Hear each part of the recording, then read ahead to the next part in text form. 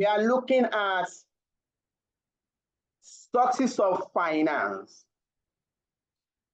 Why is this topic so important to us? Of course, all topics are important because the examiner can decide to text any topic under strategic financial management.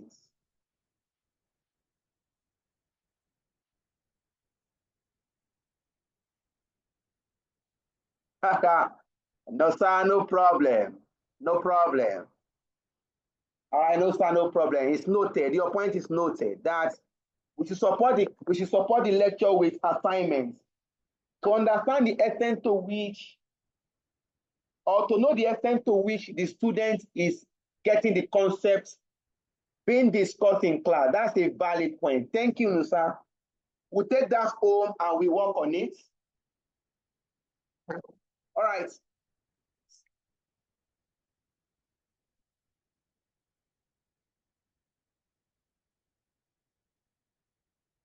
I was trying to say that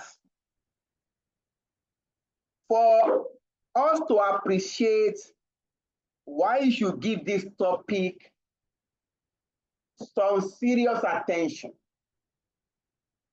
If you look at the definition of strategic financial management, if you look at the definition of strategic financial management, financial management is defined as an integral part of management. Financial management is defined as an integral part of management that deals with how companies source finance, how companies utilize finance so as to meet the objective of a business entity.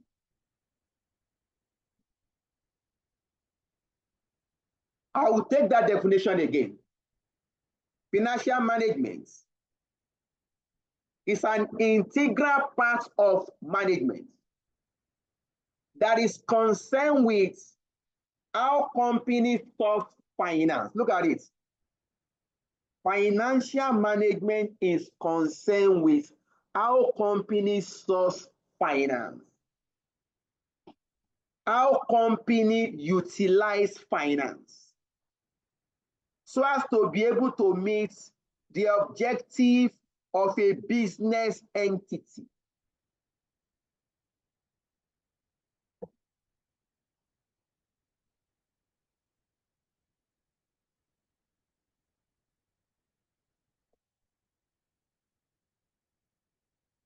If you try to break down that definition,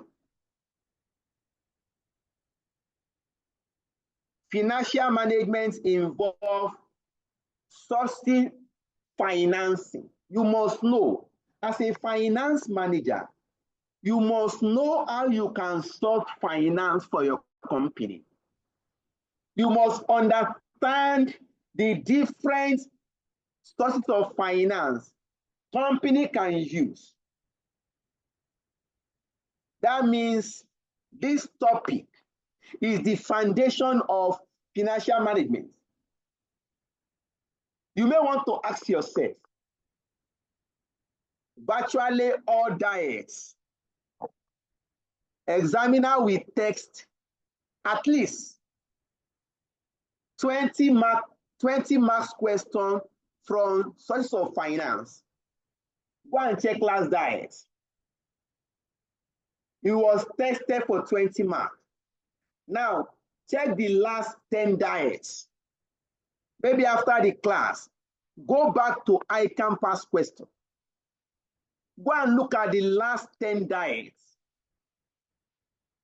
ICAN will always take one question from finance success.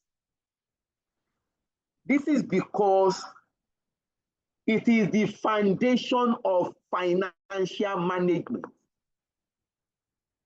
I haven't explained this. I won't try to underscore the importance of this topic. We can now move to the topic proper. An important aspect of financial management. An important aspect of financial management is the choice of the method of financing.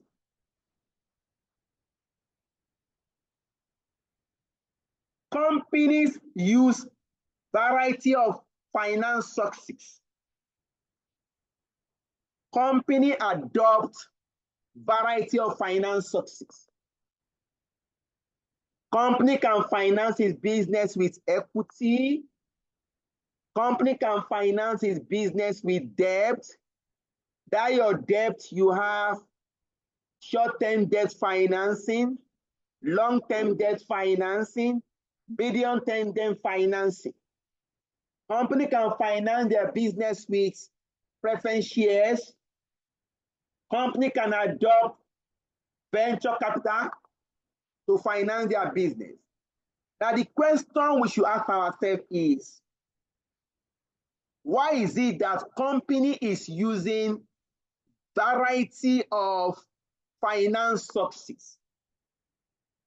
Why do company combine different finance sources? What is the company trying to achieve? Please note,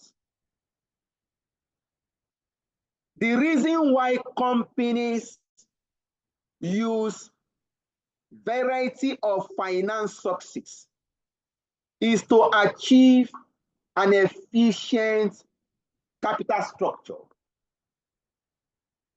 Oh, good. That was the last topic we treated. The reason why company adopt variety of finance sources. If you look at the company capital structure, company will adopt variety of finance sources. You are likely to have ordinary shares, that is equity finance. You have long-term debt, short-term debt, preference shares, debentures, and what have you. Company adopt variety of finance sources. The aim is to achieve an efficient capital structure. Now, the next question is, what is an efficient capital structure? At what point do we say this capital structure is efficient?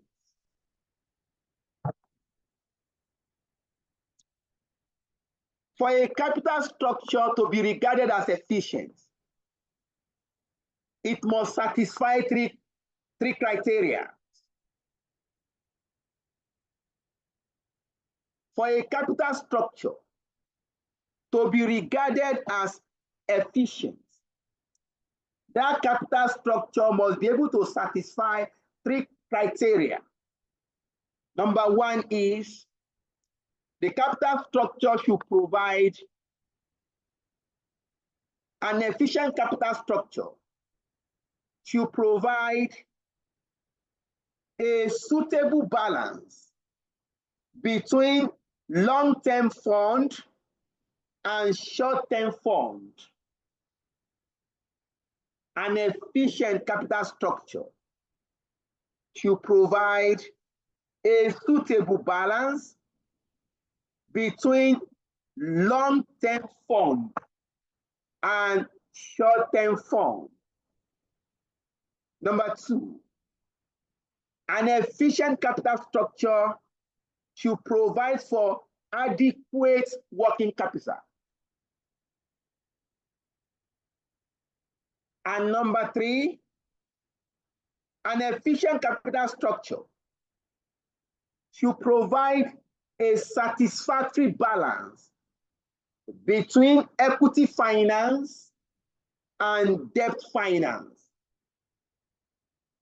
So these three qualities must be present for you to say a capital structure is efficient. All right. What are the different sources of finance? Basically, finance sources can be categorized into two.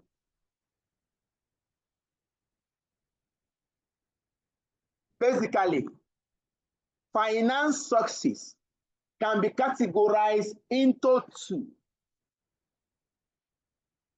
One, we have the equity finance sources. Equity financing. That is the first category. Number two is debt financing. Tonight, we shall focus on equity financing. Equity finance. This is the finance provided by the owners of the business. Equity finance. This is the finance provided by the owners of the business. The owners of the business are the shareholders, equity shareholders. In other words, any money coming from the shareholders will be categorized as equity financing.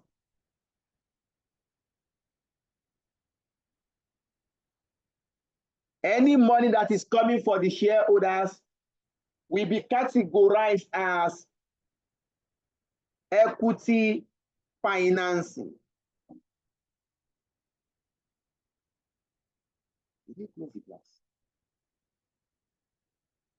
All right. Let us look at equity finance sources. Method of equity finance.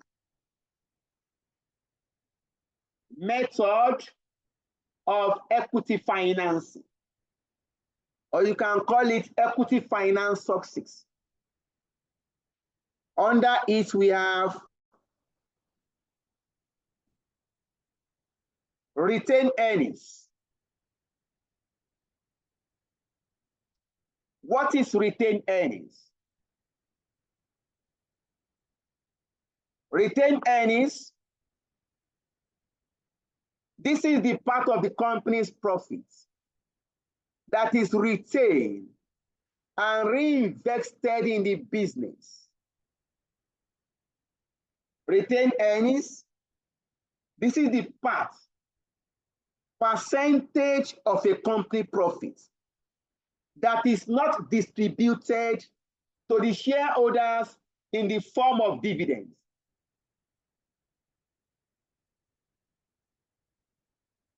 This profit is retained and reinvested in the business.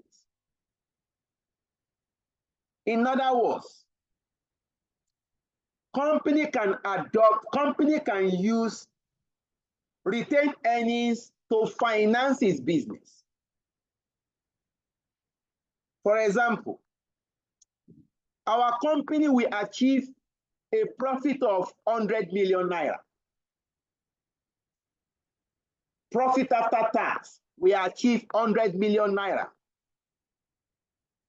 Out of this profit after tax, we pay 50% as dividends. That means we are going to pay 50 million as our dividend to the shareholders. We now retain 50 million in the business. We now retain 50 million in the business. Company can decide to use retained earnings to finance its future projects. That means company can adopt retained earnings as a source of financing.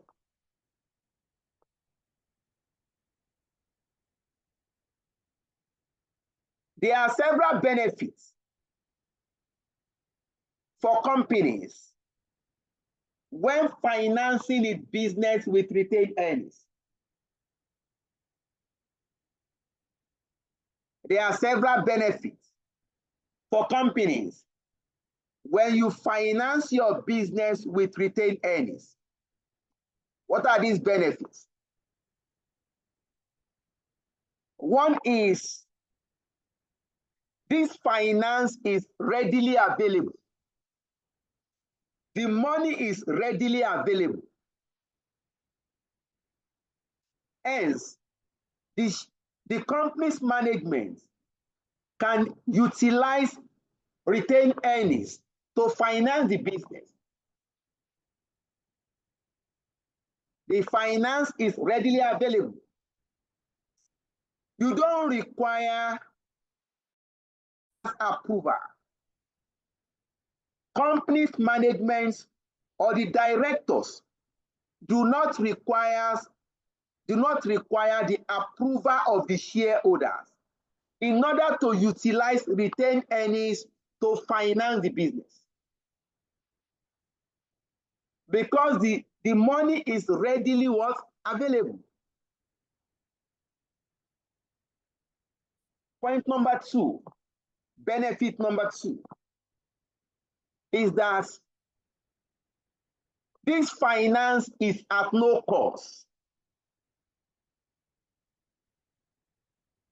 The company will not incur any cost in order to utilize retained earnings to finance their business.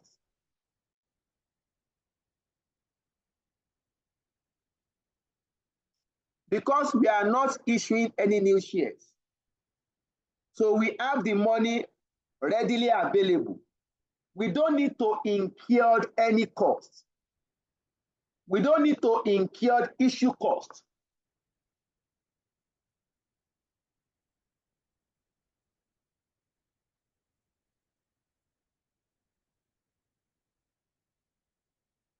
In order to utilize retained earnings for the business. Is that clear, please? Then point number three is that the directors do not require any business case. You don't need to present any business case or business justification in order to utilize retained earnings to finance your business.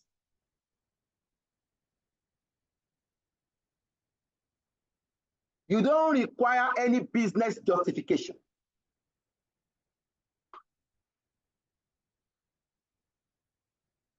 So these are the benefits of retained earnings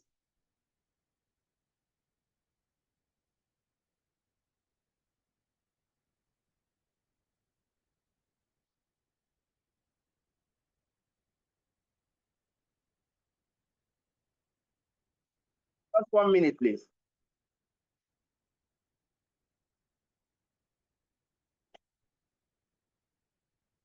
You don't require any business justification. So these are the benefits of retained earnings as a source of financing. However,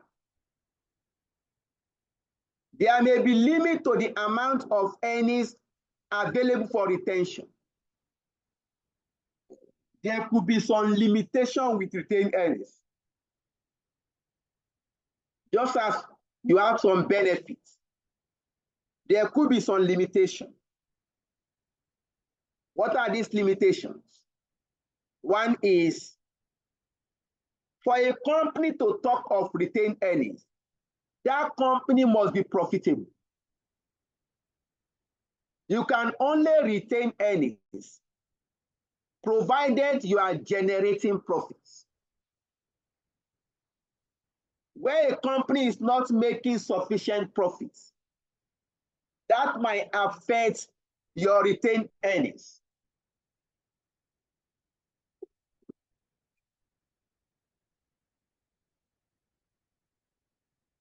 That's one. Number two, retained earnings must be used efficiently. If you are retaining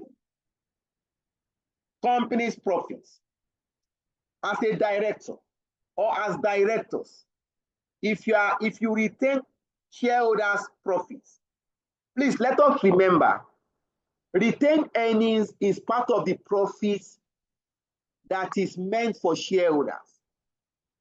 Now, if you are retaining earnings, then the company's management must utilize the retained earnings efficiently to be able to provide satisfactory return on investment to the shareholders. If you are retaining my profit, my money, then you must be able to identify viable projects that you are going to invest the retained earnings so as to generate sufficient return for me. It makes no sense to retain money in the business without utilizing this for viable projects. Unless retained earnings contribute to future growth in earnings, shareholder can demand higher dividends.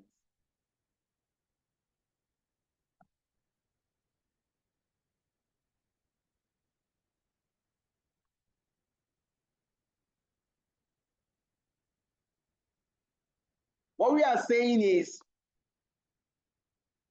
if the company is retaining earnings, then the company must invest that earning in a way to generate sufficient return at future period. Otherwise, shareholders will demand higher dividend. And once shareholders is asking for higher dividend, that means less retained earnings.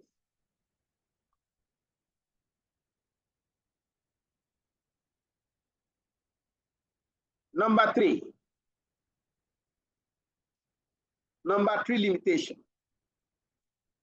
Earnings can either be retained or paid out to shareholders as dividend.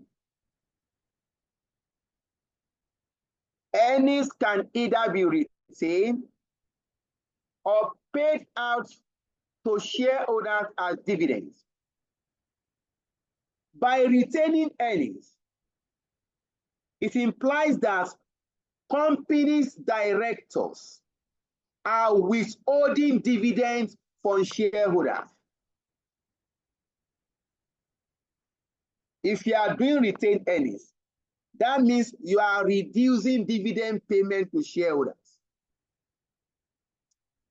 Where a company has dividend policy, where there is a dividend policy, particularly where there's an active dividend policy, shareholders will have higher expectation of dividend payments. And that could be a limitation to amount of earnings retained. What we are saying is, company's dividend policy could serve as a limitation to retain earnings. Company's dividend policy could act as a limiting factor for the amount of earnings retained. All right, we have explained the first one. The first one is under equity finance sub 6. You can adopt, company can adopt retained earnings as a source of finance. Number two, under retained earnings. Issue of new shares. Issue of new shares. Company can raise new equity capital externally by issuing new shares for cash.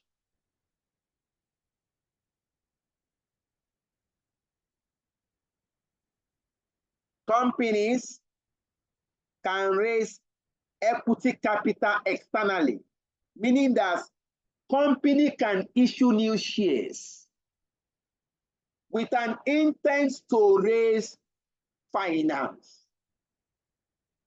Issuing of new shares can serve as a sort of financing.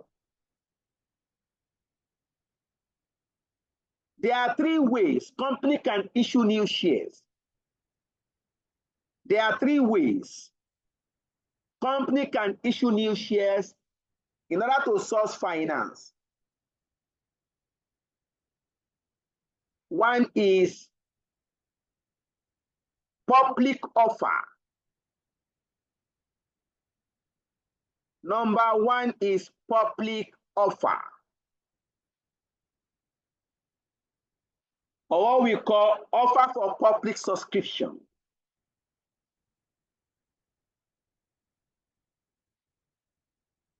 The first one is public offer.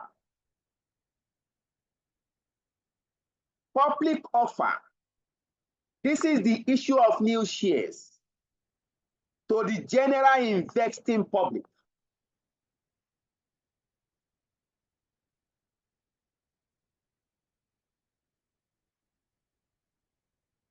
Public offer. This is the issue of new shares to the general investing public. Please note, only publicly quoted companies can issue new shares to the general public.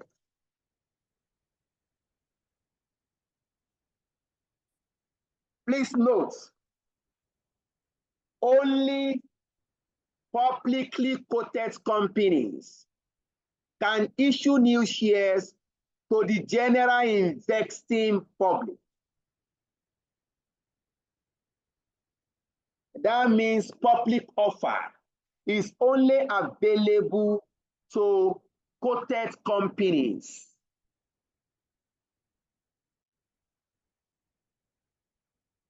Public offer is only available to publicly quoted companies. Please be mindful of this. And also please note, the cost involved, the associated cost of a public offer is very high.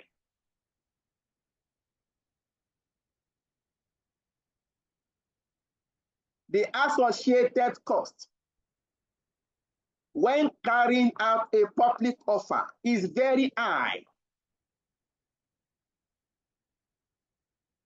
Therefore, it is reasonable to use public offer to source finance if the amount involved is substantial.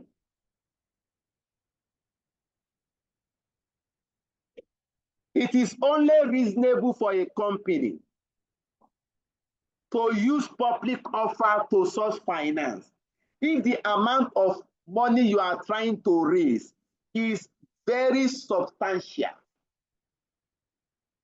If the amount is not big, it does not make any business sense to use public offer to source finance because of the cost involved.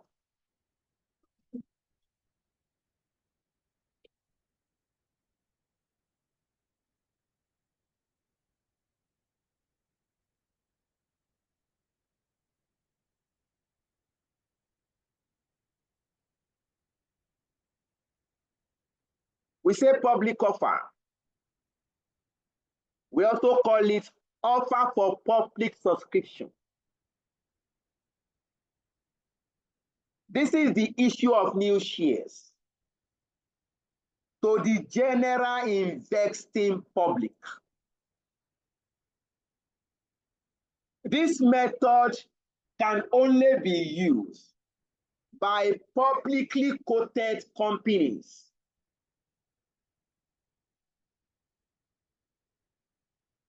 This method can only be used by publicly quoted companies.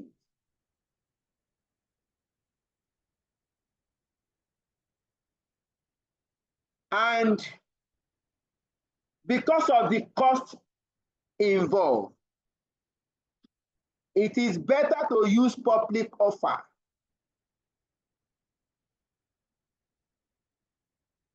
If the amount involved is very substantial. Please, just 1 minute.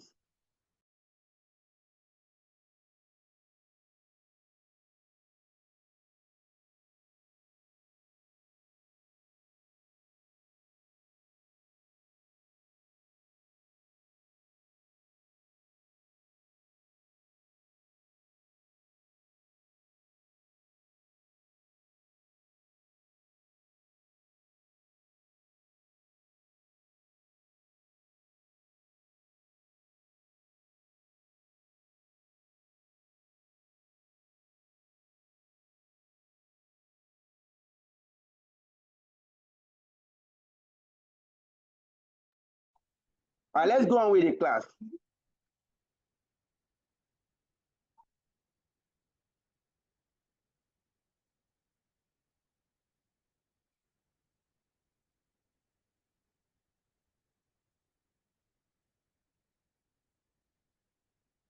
All right, let's go on. Let's continue with the class. So, if you are talking of public offer, it is better to use public offer if the amount of finance involved is very substantial. It makes no sense to use public offer if the amount is small. Number 2, we have private placing. Number 2, we have private placing. Or they can also call it placing. Placing is the issue of new shares. This is the issue of new shares to a relatively small number of selected investors. This is the issuing of new shares to a relatively small number of selected investors. This method is mostly used where the amount involved is relatively small, where the amount the company is trying to raise, the amount of finance the company is trying to raise is relatively small, because the associated cost is relatively cheap compared to public offer.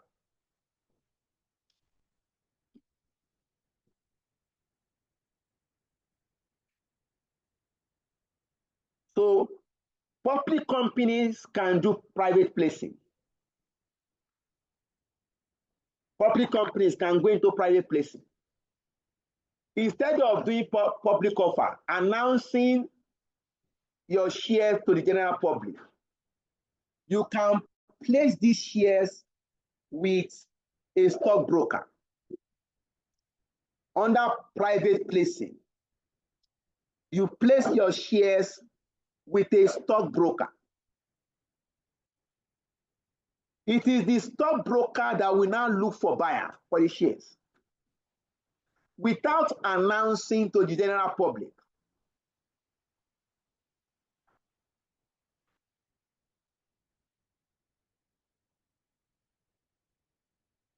So you can do private placing. But one of the risks with private placing is that it could give rise to dilution in ownership. Because if you are issuing shares to a relatively small number of investors, that means few investors can buy the whole shares, and that will change, that can affect the ownership structure of the business. The bottom line is companies can adopt private placing as a means of issuing new shares so as to source finance. Then number 3, issuing of new shares to existing shareholders. This is called rights issue. Issuing of new shares to existing shareholders. This is called rights issue. Rights issue. This is the issuing of new shares to existing shareholders, usually at a discounted price, so as to source finance.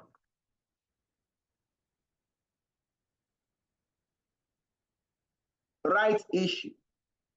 This is the issuing of new shares to existing shareholders, usually at a discounted price, so as to source finance by company. Please note, for you to talk of rights issue, that means the company must have shareholders in existence. It also implies that the company must be a publicly quoted company.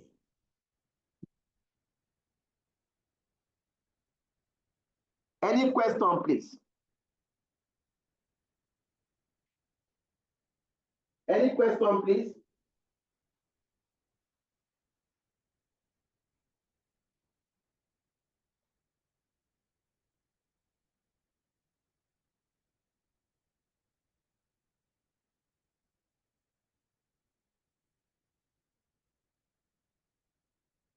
The class is silent.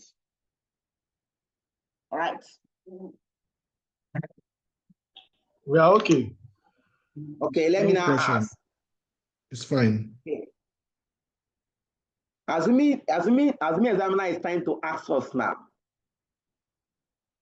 Our company is trying to raise finance, and we plan to use equity financing. When is it appropriate to use placing? When is it appropriate to use rights issue? Or when is it appropriate for us to use public offer? Look at examiner will not ask you that to say define rights issue, define private placing, or define public offer. What examiner will do is simply that, okay, examiner will create a scenario. Yes, this company XYZ wants to raise XYZ Limited wants to raise additional finance of 100 million, or XYZ PSC is planning to raise additional finance of 100 million naira.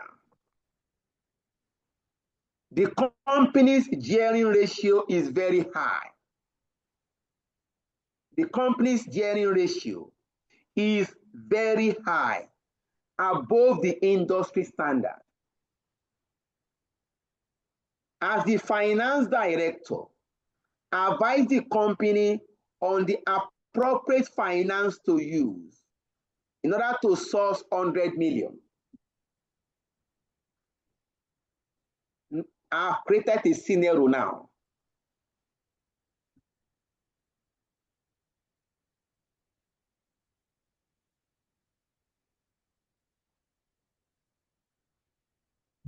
I'll look at this.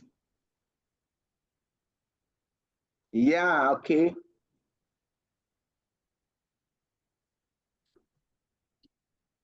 So examiner will always create scenario that when is it appropriate for company to adopt? Please stop touching my screen. Anytime you put your hand on the screen, you draw a mark on the system.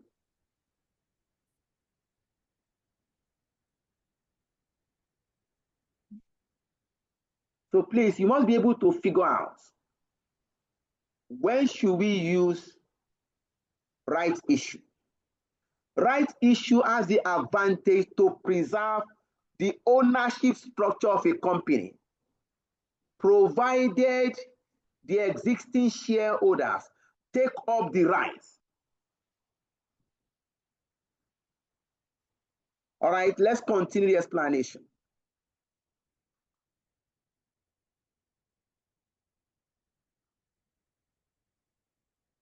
Further explanation on rights issue. Further explanation on rights issue. No, we explain rights issue. This is the issuing of new shares to existing shareholders, usually at a reduced price, so as to encourage the shareholders to take up their rights and subscribe for the new share. This method can be used as a source of financing under equity finance. We now talk about the issue price. Under right issue, we have the issue price.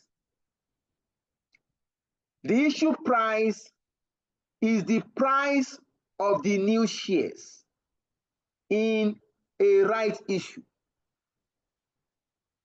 The issue price, this is the price of the new shares in a right issue. Usually, this price is lower than the current market price of the existing share. Usually, the issue price of the new shares in a right issue is usually at a reduced price, below the current market price of the existing shares. This is to encourage the existing shareholders to subscribe for the new shares. Next discussion, the theoretical ex-right price.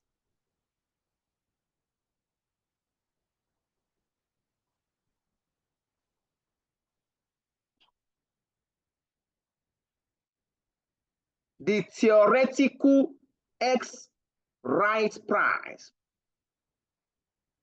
Please, as much as possible, let us take this in, because calculation will apply here.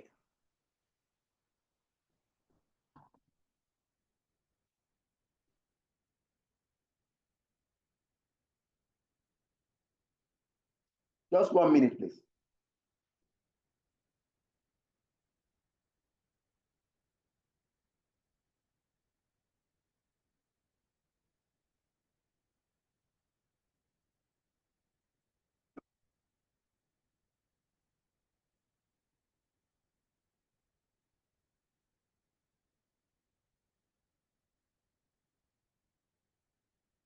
Theoretical ex-right price.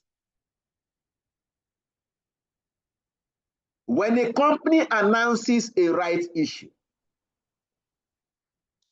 when a company announces a right issue, the market price of the existing shares is called the cum right price. Please note this. This was tested 2022.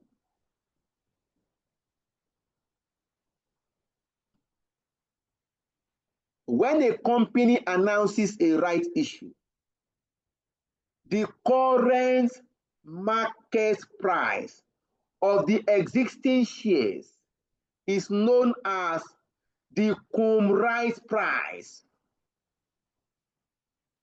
Recall, we explained that for you to talk of right issue, that means the company must have shares in existence.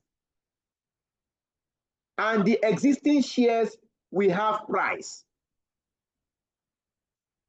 You are now announcing a right issue.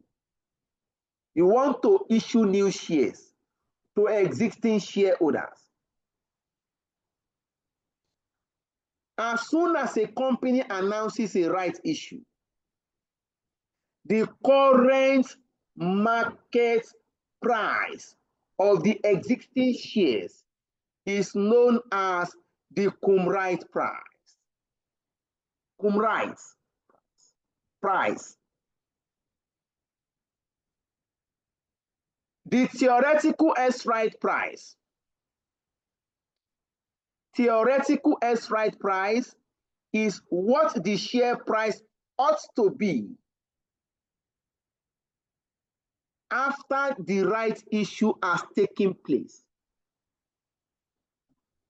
Theoretical S-right price.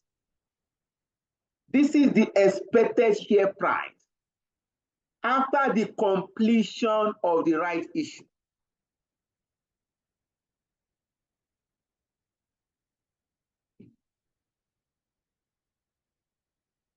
Theoretical S-right price is the expected share price after the completion of the right issue. Let me try to explain this. If a company is doing right issue, let us take Zenith Bank, like 2-3 months back or 4 months back. Zenith Bank announced right issue. At the same time, they also announced public offer. Now let us look at the right issue. Zenith Bank PSC has shares in existence. And there's a share price for Zenith Bank shares at the stock market. That's what we call the current market price. That is the stock market price.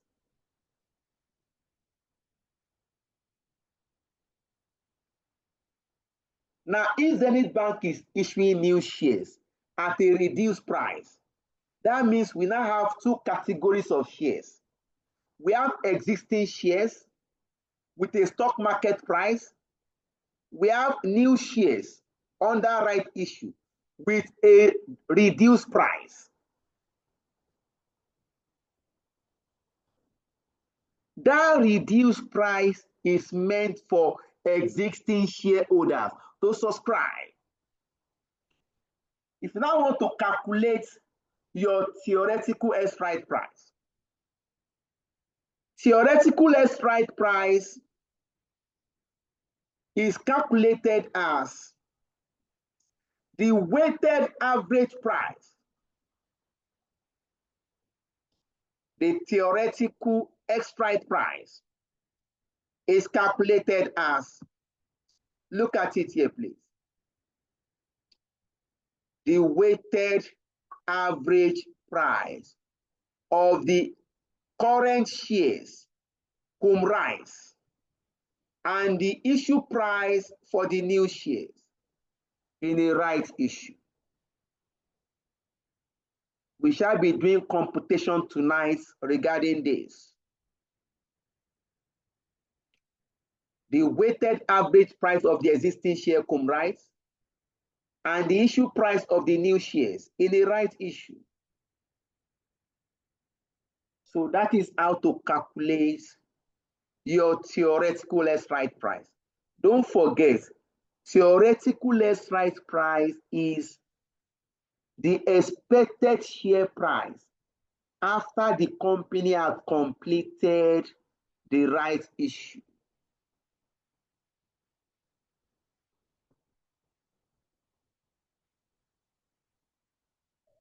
Ooh. Excuse me, please.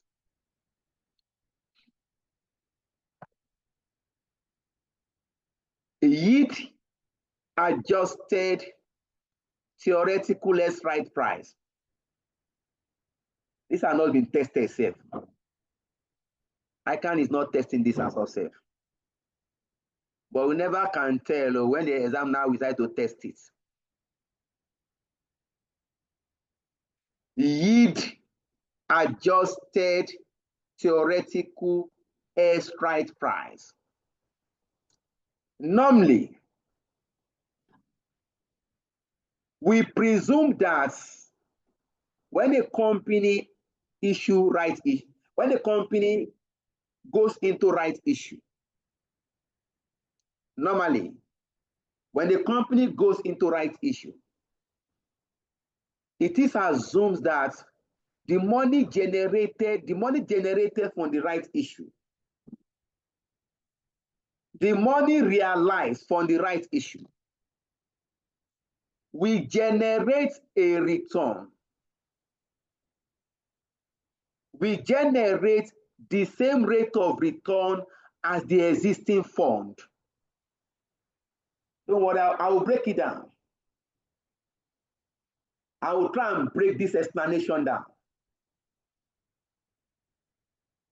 If you are calculating theoretical left right price, the assumption is that the money realized from the right issue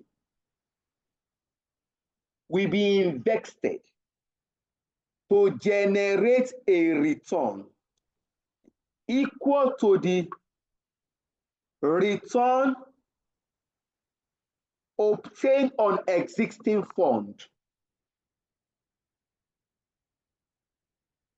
For example, if our existing fund is generating 15% return, our existing fund, if the company's existing funds generate a return of 15%,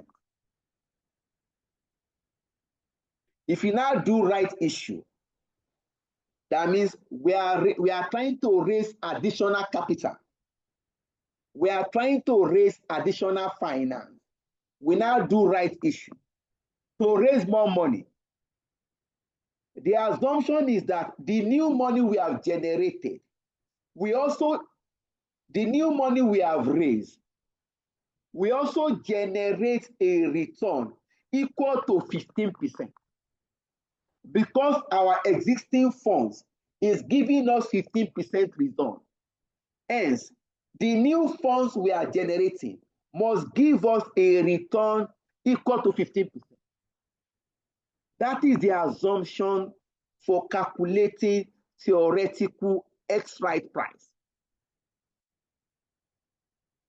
That is the assumption when calculating theoretical X-right price. Please note, where this assumption does not hold, meaning that if the new money raised is likely to generate a return, is likely to generate a different return from the existing return, then you have to calculate yield adjusted theoretical X-right price. You cannot calculate theoretical X-right price again. You are going to now adjust your theoretical exercise price to become yield adjusted theoretical X right price. The yield adjusted theoretical X right price demonstrates how the market will view the right issue. It shows the extent to which the market is satisfied with the right issue.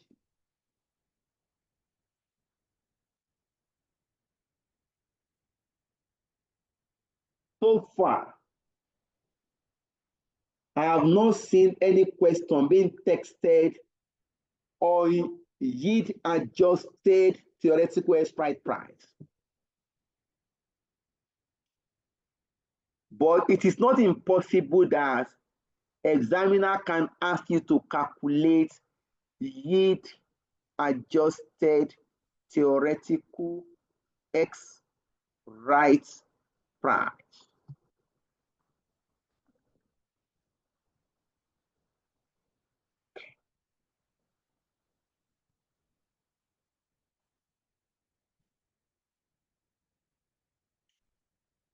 The last aspect of our explanation tonight, shareholder choices.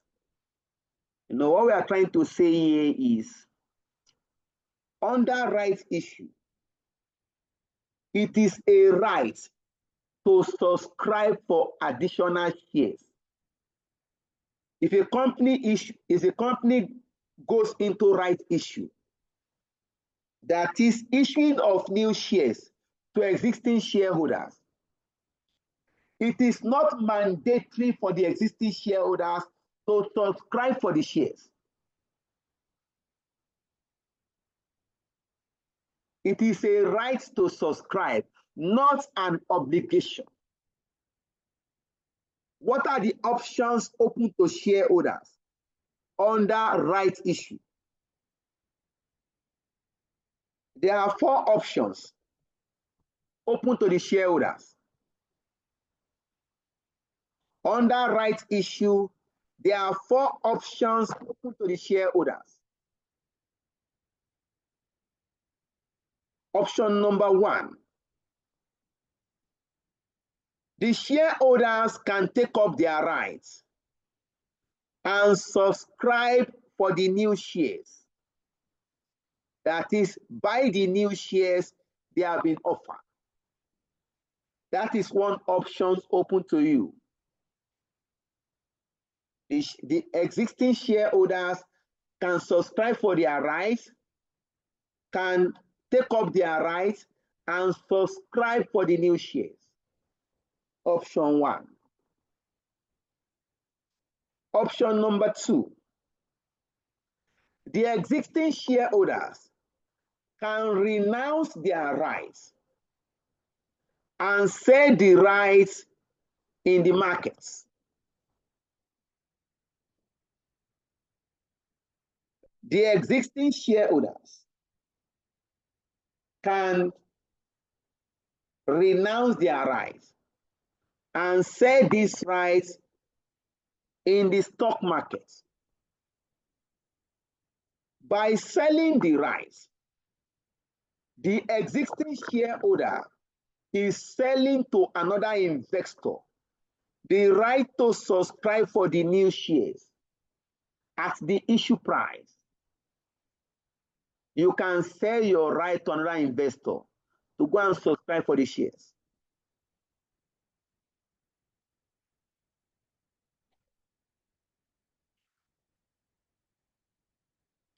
That is option 2. Option 3,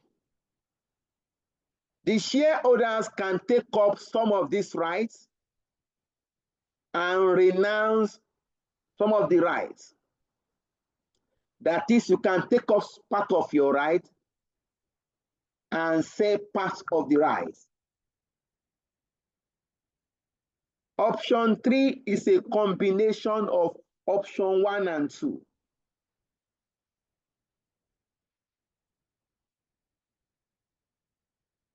Then option 4. The shareholders can decide to do nothing. The shareholders can decide to take no action. Please note, where the shareholder decide to take no action, do nothing, they are likely to suffer reduction in their investment value.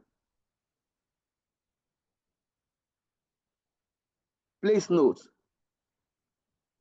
under right issue, where the existing shareholders decide to do nothing,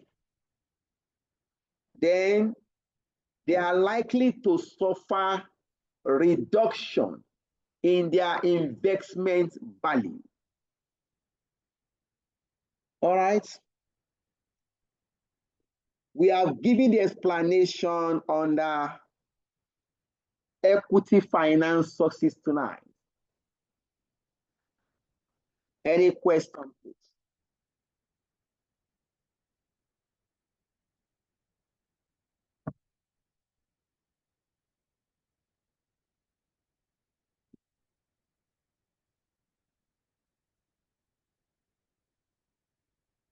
Okay. There's a comment on the chat. We need this, your manual and study notes. The consolidated study pack share with us does not have notes on. Oh, okay. No problem. I will still reshare, even without asking anyway. Okay. I'm sure it was because of we are revising that manner, so no problem. After the class, this material I'm using will also be reshared. That is noted.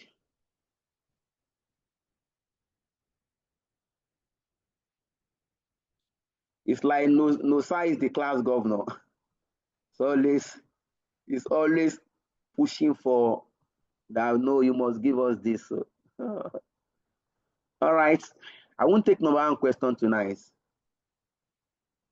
because it's actually long.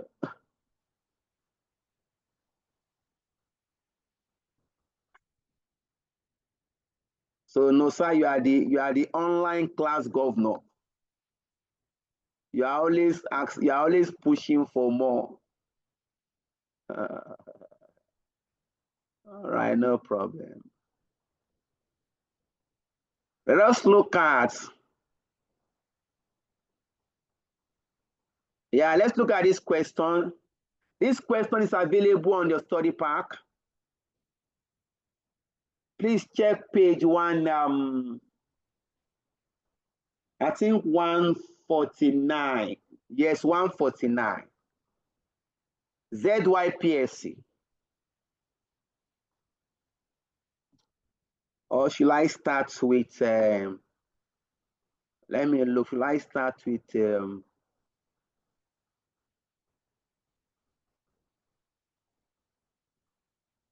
Balama? Okay, let me start with Balama. Maybe I can, let me start with a more, yes, Balama PSC. It's also available on the study pack. Balama PSC, maybe page 150 or 151. Let me start with this illustration 3 first. Balama PSC. Honestly, ICAN is always taking question here. If I was surprised to see this topic being tested last diet. Examiner created a scenario, a long story around this.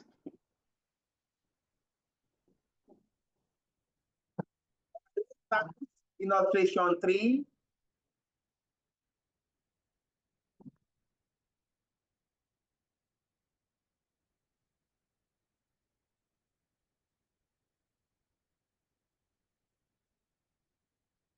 I'll read. Balama PSC, in bracket Balama, is a listed manufacturer of dairy products.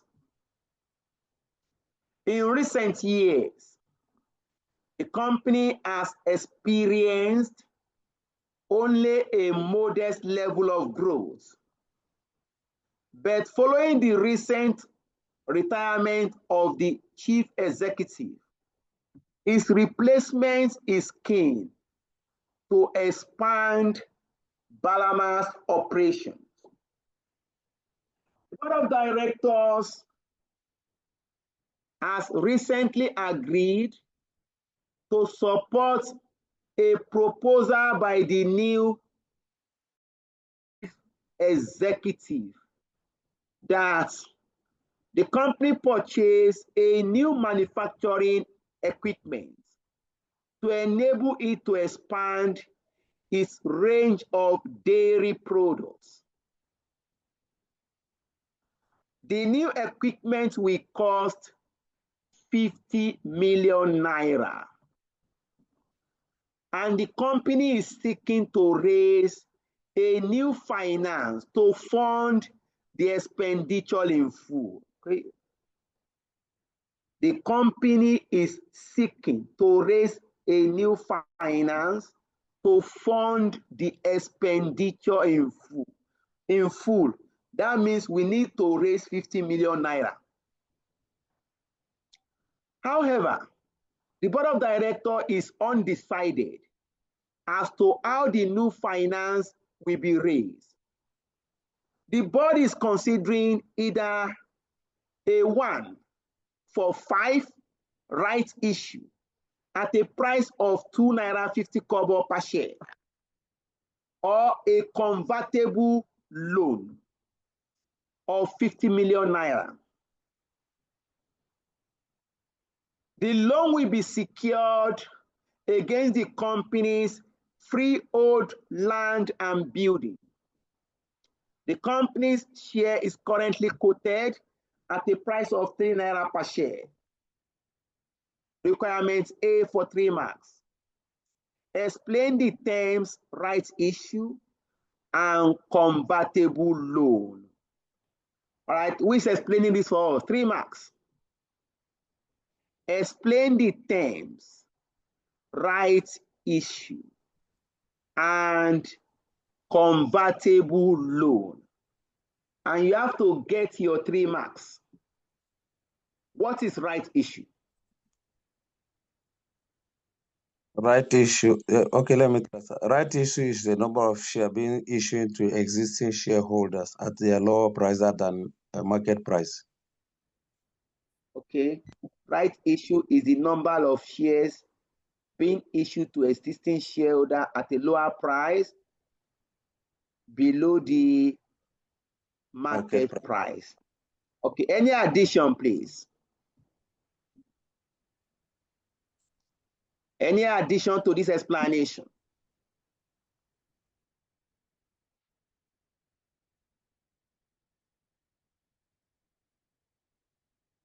Any addition to this explanation? Okay. If you want to put it in proper perspective, right issue is a source of equity financing.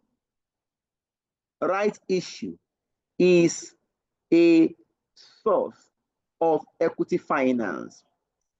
It involves the issuing of new shares to existing shareholders, usually at a reduced price, so as to encourage the existing shareholders to take up their rights and subscribe for the new shares.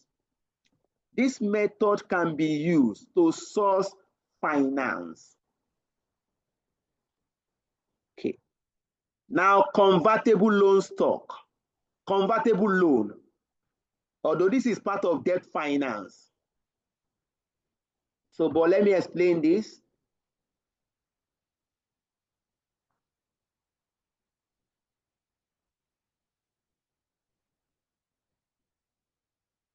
All right, that's a good one. that convertible loan. Convertible loan is a debt finance. Convertible loan is a debt finance instrument that can be used to source finance. This convertible loan is a debt instrument that gives the debt holder the right, but not the obligation, to convert the debt to ordinary shares, to convert the debt to equity shares within a specified period. I will leave it at that. So convertible loan is a debt finance that can be converted to equity shares. It's an option to convert, not an obligation. When we get to debt finance success, we shall discuss more on this. Now, the B part of this question. Explain how the theoretical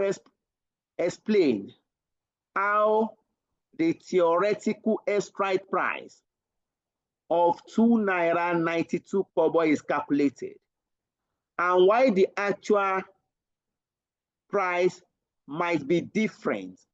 So you're working. Let's go to this. What the examiner is asking us to explain is that show how to calculate theoretical strike price that will give us 2.92. Let's go to our board. The solution page.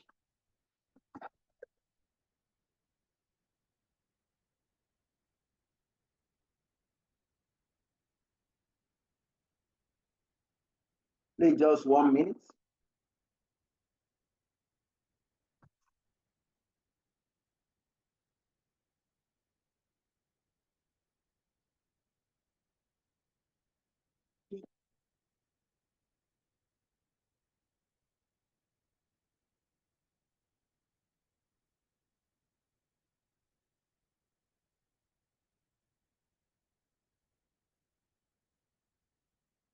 I need to pick my pen.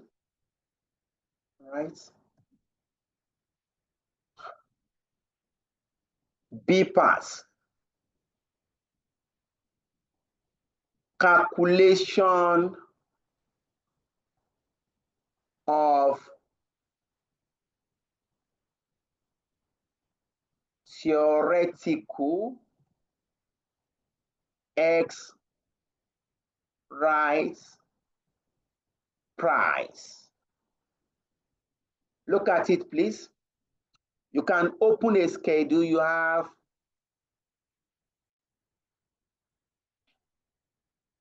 our item,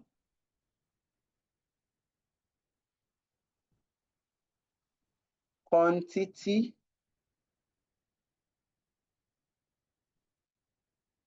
price, and value. Okay. You start with the existing shares. Existing shares.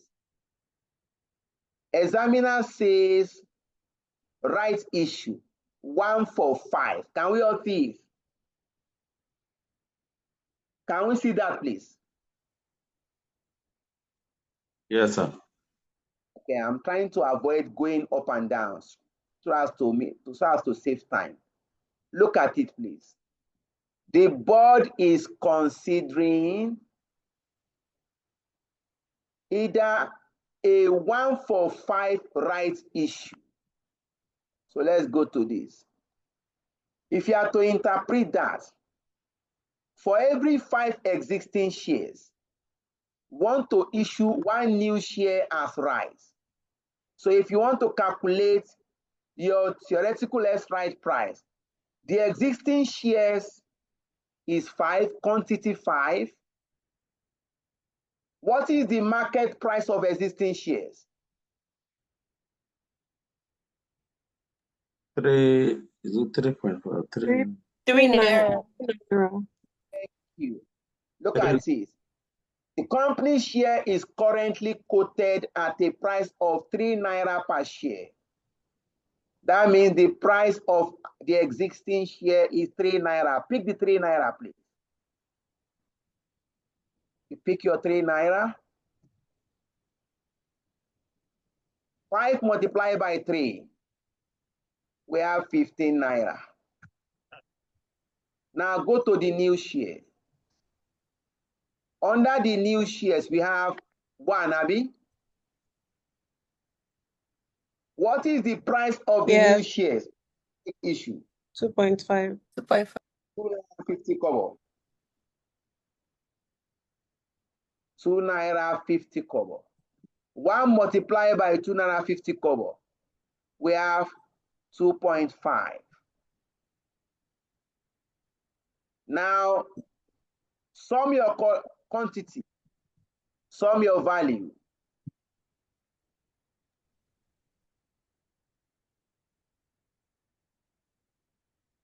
This is 6. Value here is 17.5. 17.5. Can now calculate theoretical X rise price is equal to total value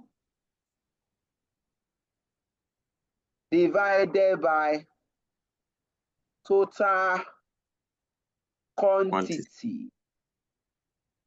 That is 17.50 divided by 6. Please work this out.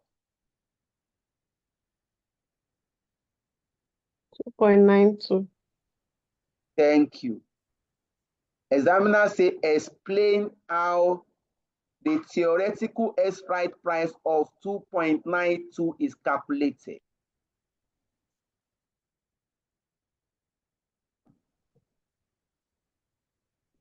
Explain how the theoretical strike price of 2.92 is calculated.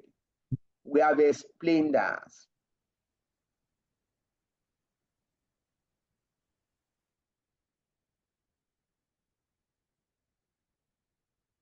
Is still on question B. The question says, explain why the actual price might be different from theoretical strike price. Why would the actual price be different from the theory? This is the theoretical strike price. That is the expected share price after the completion of the right issue. Is our theoretical strike price. Now the question is, why would the actual share price at the stock market be different from this theoretical strike price? What are the likely reasons that could make the actual share price be different? We can explain this. We can explain this. You have like 3 reasons why the actual price might differ from the theoretical strike price. One is information regarding information, whether positive or negative, regarding the company.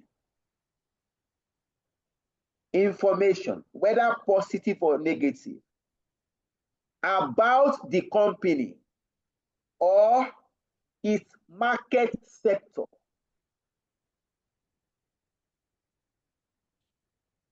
Information about the company or its market sector could affect the actual share price at the stock market. Let me explain that. If, for example,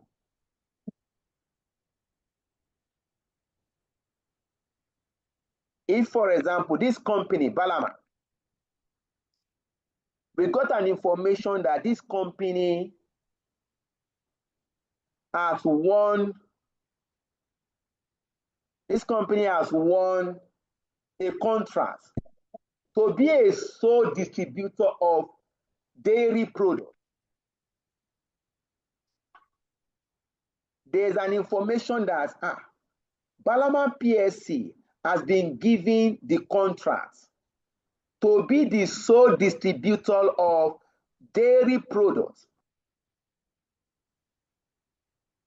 That particular information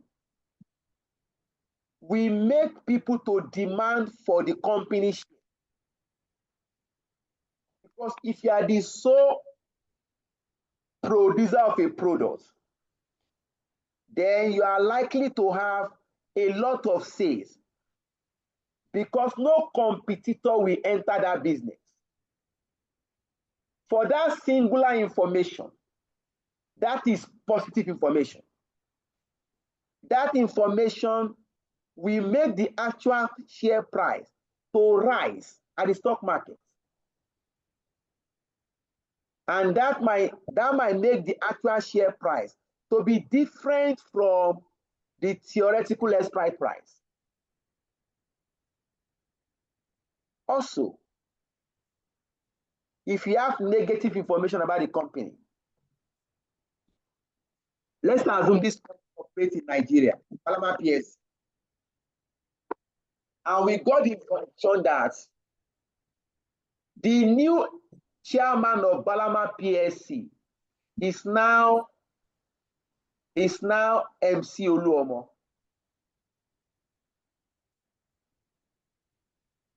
You know what will come to mind?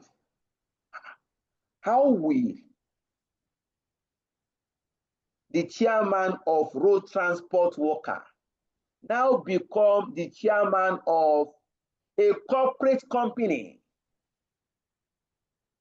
That information will negatively affect the share price of the company at the stock market.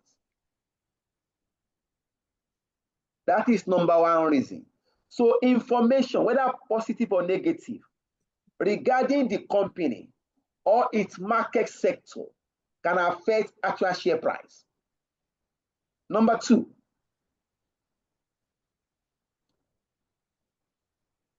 the purpose for the right issue. The purpose, the investment purpose for the right issue, and the extent to which the investing public believe in the business purpose. Of course, if a company is trying to raise finance, you must have a reason for raising your finance. If you are doing right issue, that means you want to issue more shares and raise more money. Then you must tell the shareholders, why are we doing right issue? Why do we need to source more finance? What is the investment purpose you want to use this finance for? So if that purpose is acceptable to the investing public, then the actual share price is likely to be different from the estimated theoretical expired price. Then number three,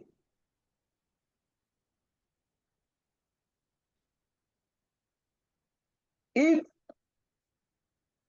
the new finance is invested in a project, if the new finance is invested in a project that generates positive net present value, the actual share price will be higher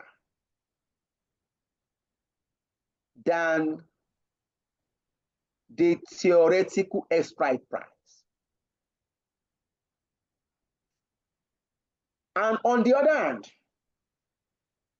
if the new finance is invested in a project that generates a negative net present value, the actual share price will be lower than the theoretical expired price.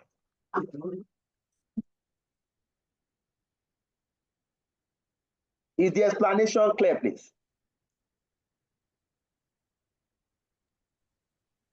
Yes, sir. Thank you, sir. Just that of all the explanations you provided, the the way I would have tackled this, I recall in financial reporting for theoretical X right price that the difference why the prices are is why there's a difference or there's a disparity is because the right is given at a discount, almost like they are bonus shares. And the bonus shares, is making that TEP to be lower than the actual price. I think that is where I would have started from, that and the information. So this part of the NPV is not too clear to me because I was thinking that you are giving the existing shareholders a bonus, almost like a discounted price. That is why the TEP is different from the actual price. Yeah, let me drive it again. It should be clearer. It should be clearer again. You know, when you go into right issue, you are trying to source finance, is that not? You want to bring in more money to the business. There must be a purpose for that money. You are going to invest the money, is that not? Now, if you invest the money, the expectation is that you should be able to invest the money in a way that will return more money to the business. The expectation is that you should be able to invest this money in a way to generate more money for the business. So you cannot throw away the impact of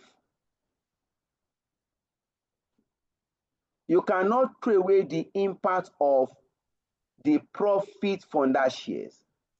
Just 1 minute. I'm trying to copy the explanation. Okay. To support, I'm trying to copy the explanation from one source. Okay.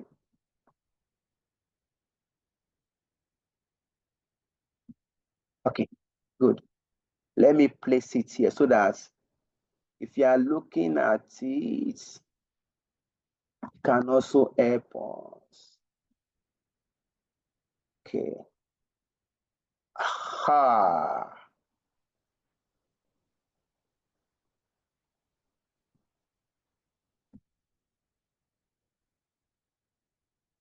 Ha.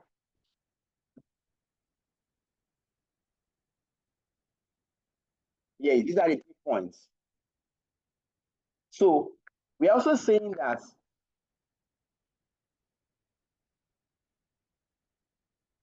look at number 2. Information regarding look at number 1 first. The existence of specific information, positive or negative, regarding the company or the sector at the time of the issue that could make the actual share price at the stock market to be different from the theoretical expired price. You know, we say theoretical expired price. You are going to compute this before the completion of the right issue. For example, Zenith Bank did right issue for like 1 month. Within 1 month, they say, okay, we want to do right issue. You can now estimate the expected share price after the completion of the right issue. Let us assume that our estimation shows that after the right issue, the price of the share at the stock market should be 2.92 naira. After we have completed the right issue, we are now going to have actual share price at the stock market. We are going to have actual share price. So please get the explanation. It's a bit different from your CR. You know, we have three prices now. We have the current market price of the existing shares. We have the calculated theoretical strike price. Then we are not going to have actual share price after the completion of the rights issue.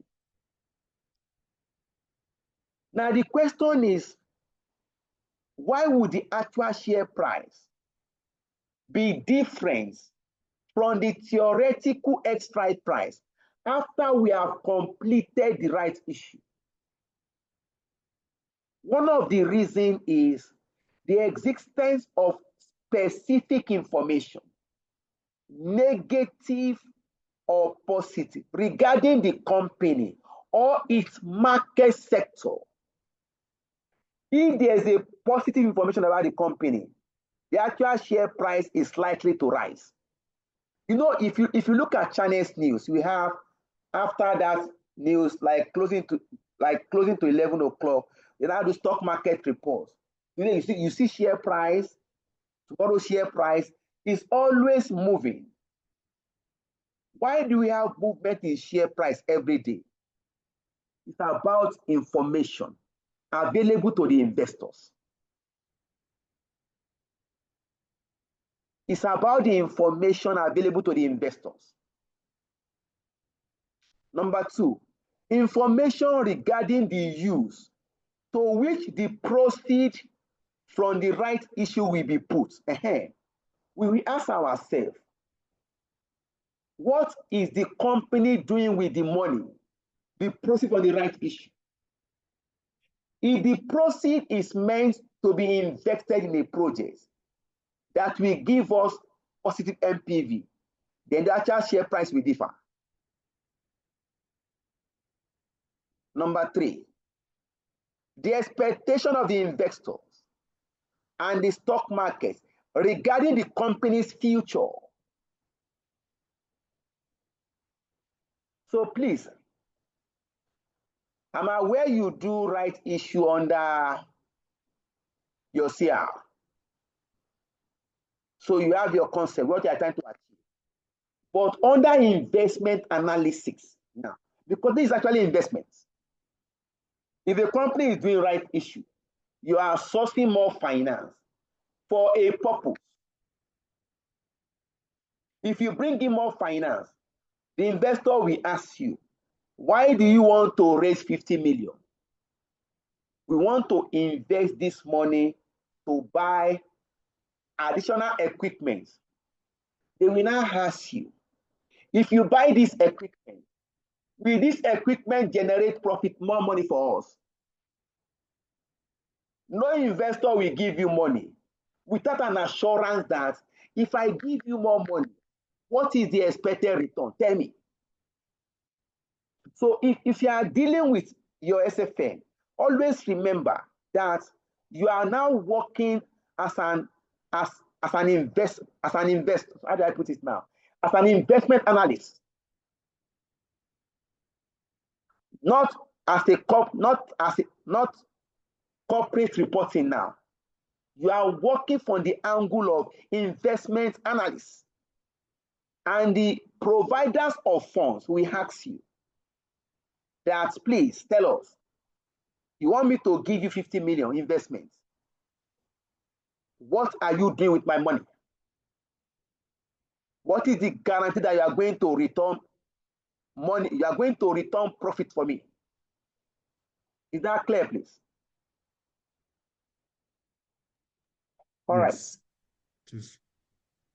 So please, I understand that yes, you might likely to meet it in other, but you might also meet it in in a case study.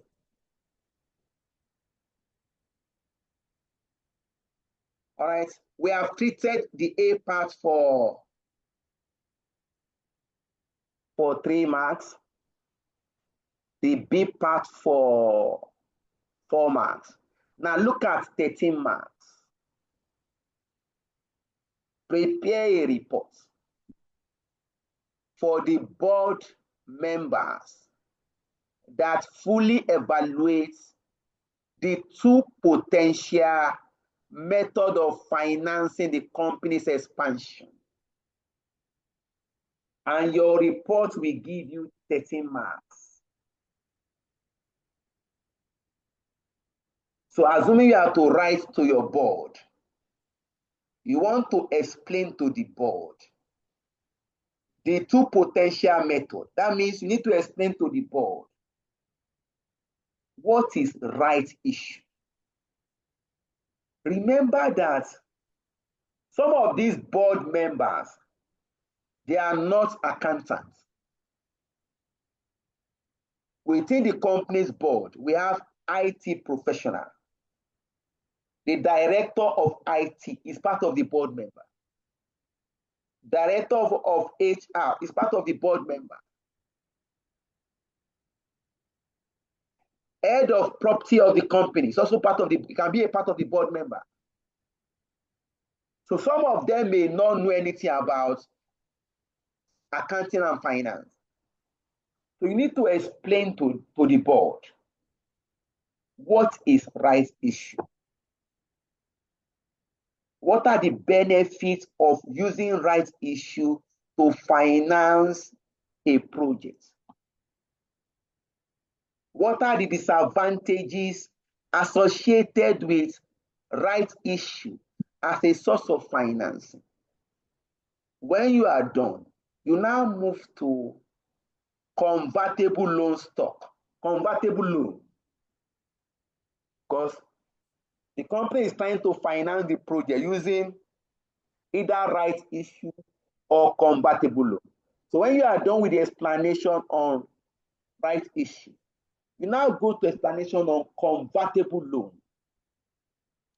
That, okay, what is convertible loan? What are the merits of using convertible loan to finance a project? What are the limitations of using convertible loan?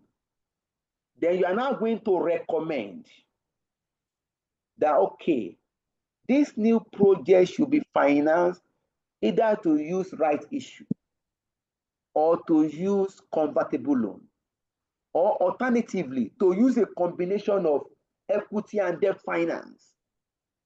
You now send your report to the board.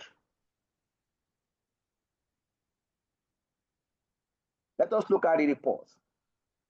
Let me go to the other page.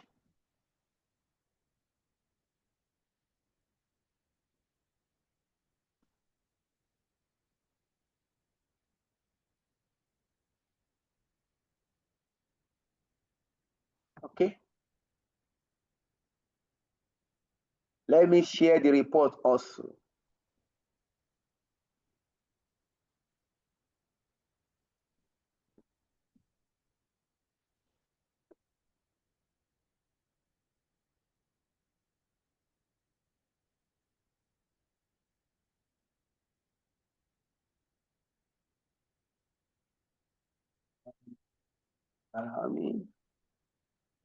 Will you be able to push it down for me?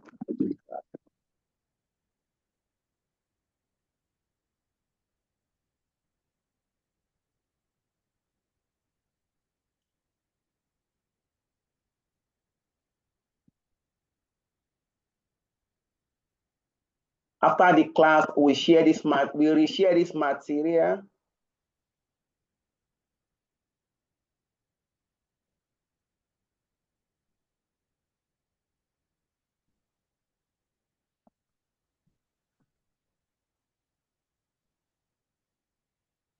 Yeah, look at the report. Reports to the board of Balama PSC from Good Ed, K Financial Consultants. Date 16 November 2022. I remember this question was tested November 2022. Subject: financing expansion plan. Now we start with the first one, rights issue. For an established listed company, for an established listed company, rights issues are much more popular for the following reasons. One, rights issues are relatively cheap compared to public offer. Two, the issue price is relatively unimportant since all existing shareholders benefit from the reduced price or from the cheap price in proportion to their shareholdings. There is no disproportionate gain. The company needs to make this right issue sufficiently or significantly cheap so as to encourage the shareholders to take up their right and subscribe for the new shares. Hence, right issue tends not to fail.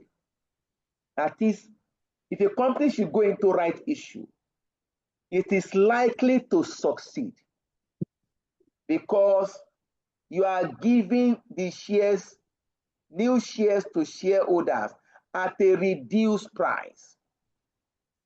So you are likely to generate the needed finance. Ownership and control is also preserved with the existing shareholders.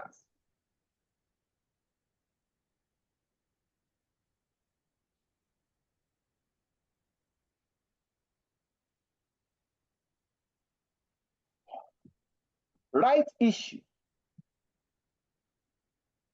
as an equity source of finance can be adopted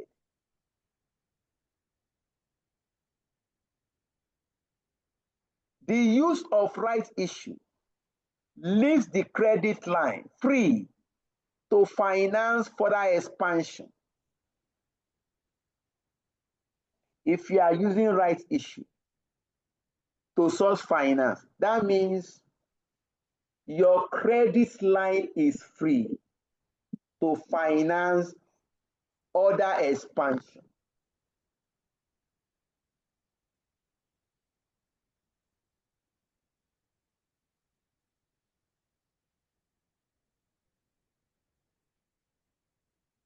We can look at, of course, again, you can also mention the fact that right issue can reduce the financial gearing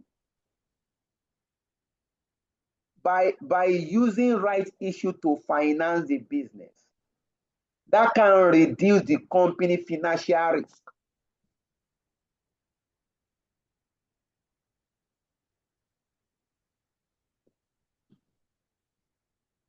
We now talk about convertible loan.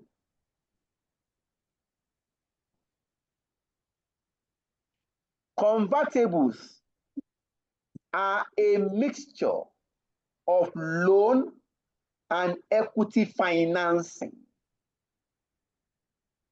Convertible, that is convertible loan.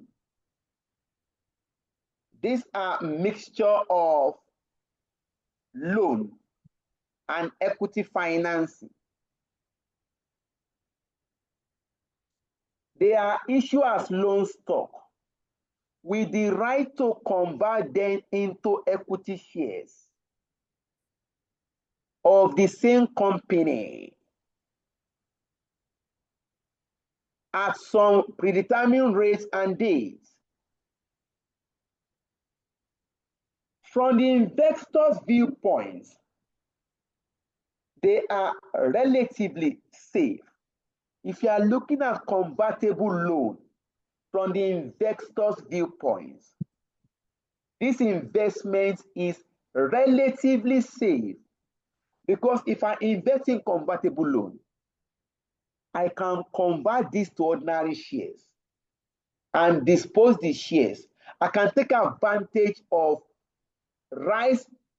I can take advantage of growth in the company share price. I can convert the loan to ordinary shares, and I can dispose my shares to collect my money.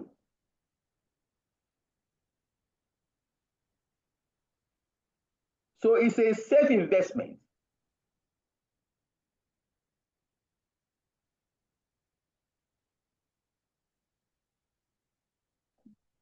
It is also beneficial to companies. If you look at it from companies' perspective also. Convertible loan is a cheaper source of finance. The interest rate on convertible loan is relatively cheap, even cheaper than rights issue.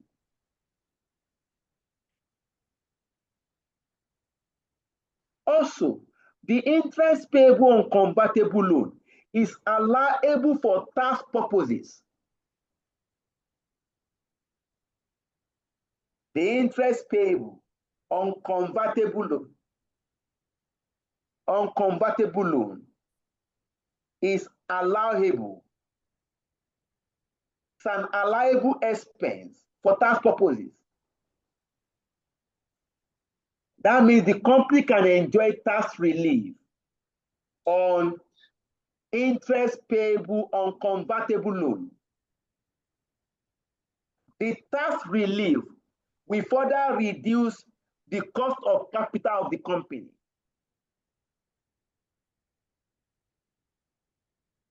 Reduction in the cost of capital of the company will increase the market value of the company.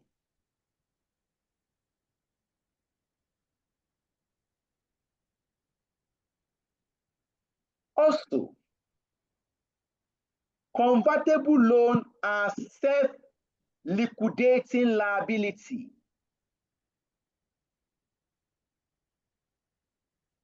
Convertible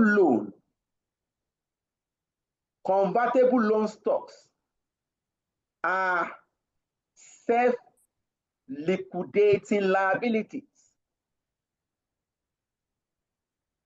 provided the holder convert to equity. What this means is that if a company should collect loan, you raise a loan under convertible loan stock, you may not pay back that loan. What you need to do as a company is to try to improve your performance. If a company should take loan under convertible loan stock, the company, that is the borrower, may not pay back the amount borrowed. What the company needs to do is to try and improve its performance. Once the company's performance improves, there's improvement in profit.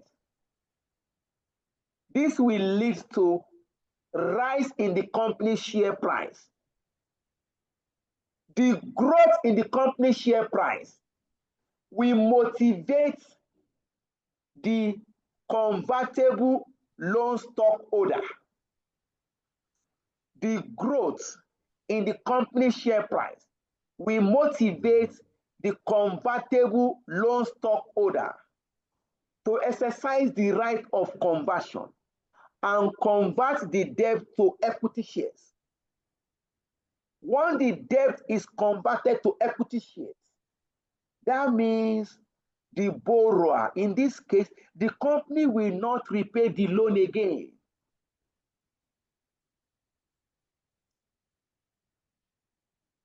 That is what we refer to as self-liquidating liability.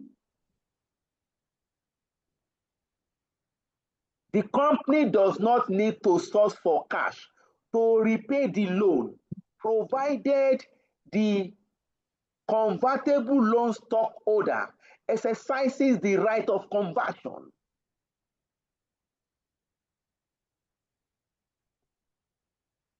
These are benefits to the company. Likely disadvantages. For you to talk of convertible loan, the lender may demand for security. You may require collateral security to secure such loan. That means the company will need to look at its non-current asset that can be used as collateral for this loan. Number two, there is the possibility that the lender will impose covenants.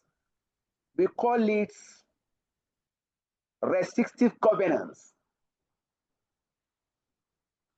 The provider of the money can give conditions.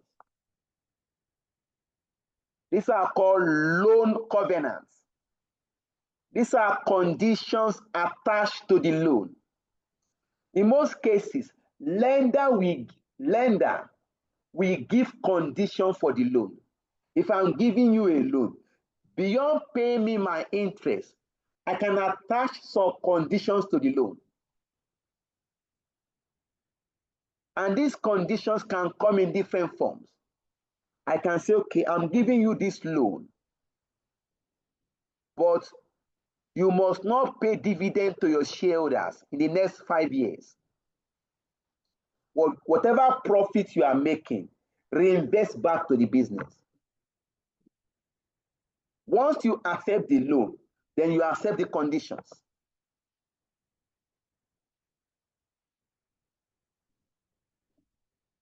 The lender can say, okay, we are going to give you this loan, but you cannot take additional loan for anywhere again. These are conditions. And that can limit the activities of the directors.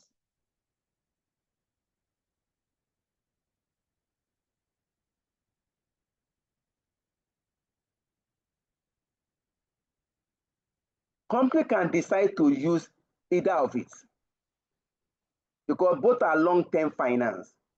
Convertible loan stock is a long-term finance. Right issue is a long-term finance. Company can decide to use either of these.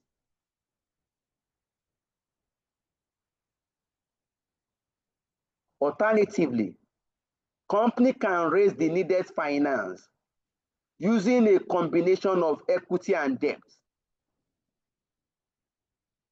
So you are done with your report.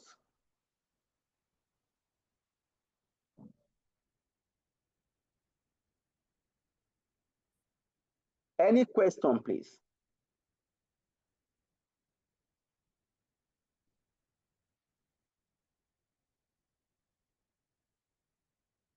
Any question, please?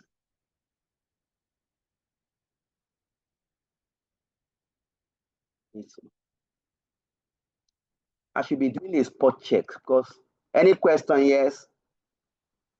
Because it's not impossible. Some people I won't sleep, you know. The explanation is clear. Like somebody told me that I slept 12. He didn't even know. He didn't wake up until 12. He's tired now. All right, we have like 30 minutes to round up the class. Should we take one more question?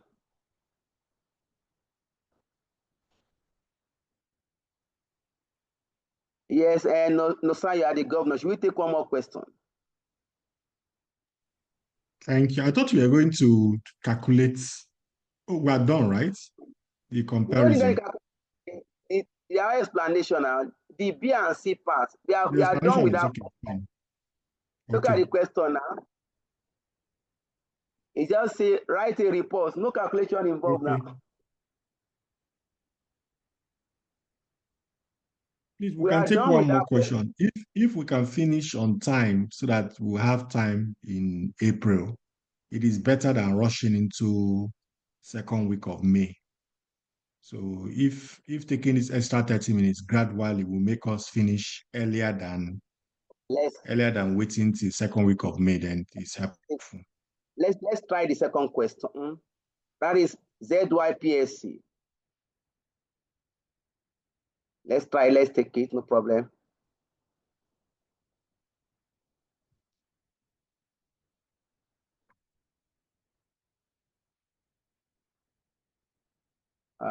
Yes, you can see this question on page, I think 149.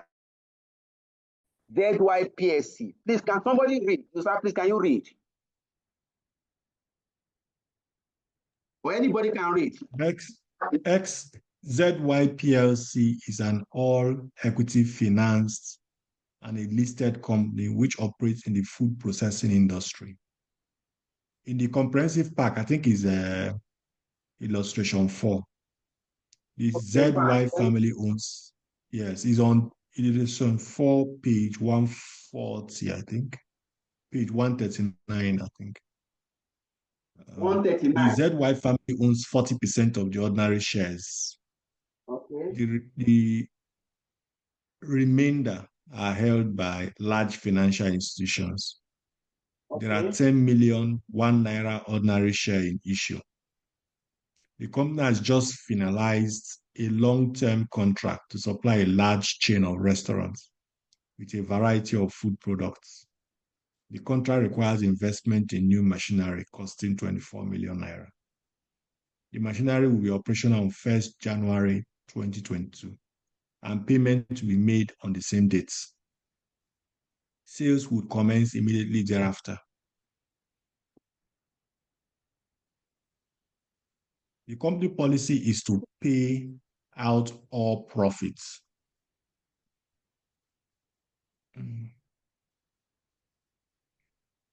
The company policy is to pay out all profits as dividends. And if ZYPLC continues to be all equity financed, there will be an annual dividend of 9 million naira in perpetuity, commencing 31st December 2022. There are two alternatives being considered to finance the required investment of 24 million naira. Number one option, a 245 rights issue in which the annual dividend will be 9 million naira. The cum rights price per share would be 6 naira 60 kobo. Okay. Option 2, issuing 7.5% irredeemable bonds at par with interest payable annually in arrears.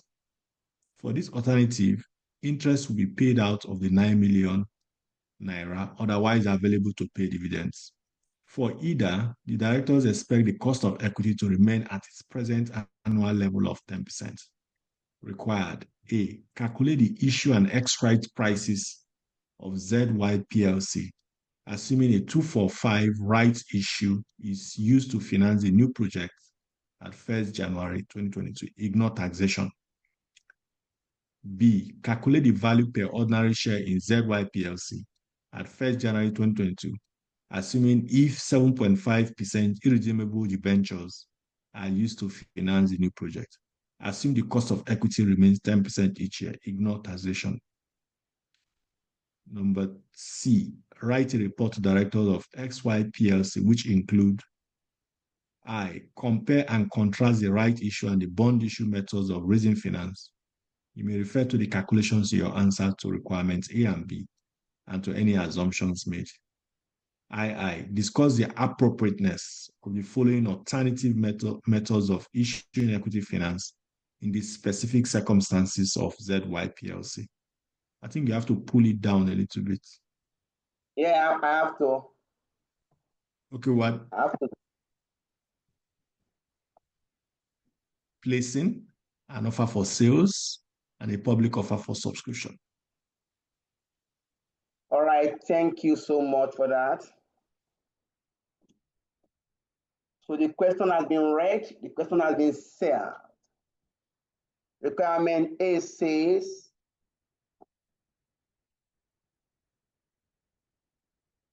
calculate the issue price and the strike price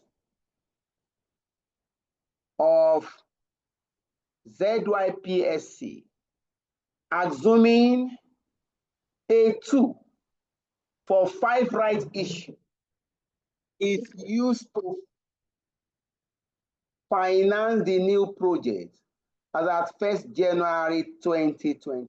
Ignore tax. Please note, when calculating strike price, you don't consider tax in the first place. Whether the examiner say ignore tax or don't ignore tax, you don't bring in tax into computation of theoretical strike price. So please note that. Okay. Now let's go to these treatments. Of course, the summary is that this company is planning to finance a new project, a new investment that requires 24 million naira. Look at it. There are 2 alternatives being considered to finance the required investment of 24 million naira. So as a company, ZY need to raise 24 million naira. Look at it. The contract requires purchase of a new machinery costing 24 million naira. So the summary is that this company called ZY PSC needs to raise 24 million naira now. Now, 2 alternatives are being considered. The alternative 1 is to do right issue, 2 for 5.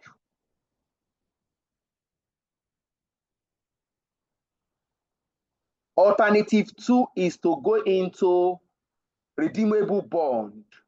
So the first question says, calculate the issue and strike prices of ZYPSC, assuming a 2 for 5 rights issue is used to finance the new project. So let's go to this solution. So what is issue price? If you look at that A, you are going to compute 2 prices, issue price and right price. What is issue price? You recall, we tried to explain this. Issue price, this is the price of the new shares in a right issue. Usually, this price is below the current market price. Unlike the first question we solved, the issue price was given to us 2 naira 50 kobo. But this question we are faced with, we are not given the issue price. That says we should calculate the issue price. Then we should calculate the theoretical strike price. Let's go to this question first. To reduce stock, solution page, come here.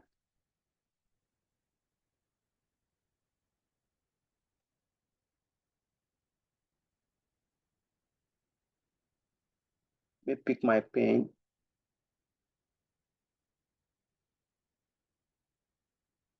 Suggested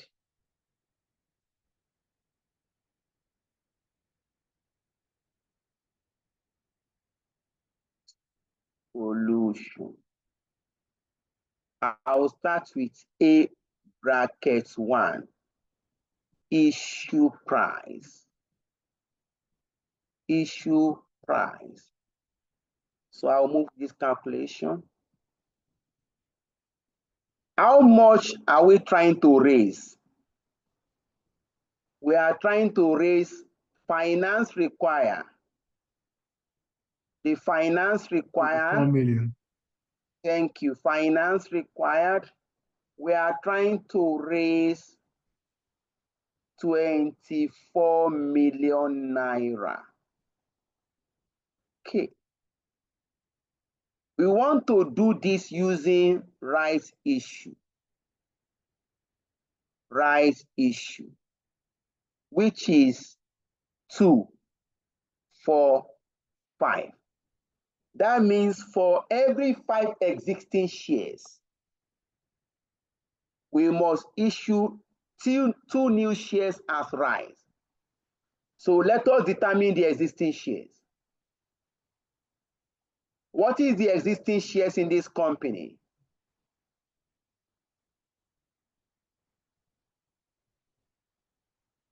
Existing number of shares.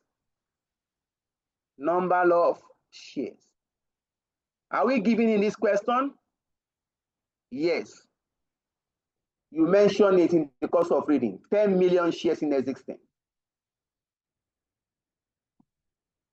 Look at it, please. You mentioned this before. Look at it. The ZY family owns 40% of the ordinary shares. The remainders are held by financial institutions. There are 10 million ₦1 ordinary shares in issue. That means existing shares in issue, 10 million. Is that clear, please? 10 million shares in issues. Now, if you now do rights issue, 2, 4, 5, number of new shares. Number of new shares is equal to 2 for 5.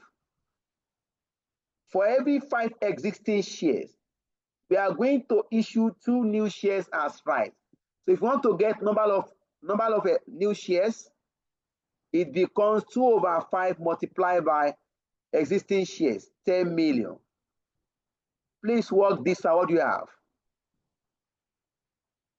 That means we are going to issue 4 million shares as new shares. Is that not, please? Hello, is that not, please? Yes, sir. Okay. Yes. So we need to issue 4 million new shares, and that will give us 24 million naira. What is the price per new share?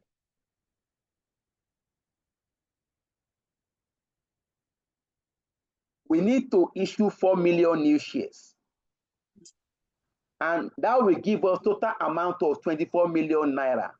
What is the price per new share? 6 naira. 6 naira. Thank you. Thank you. That means the issue price is, look at the issue price. Issue price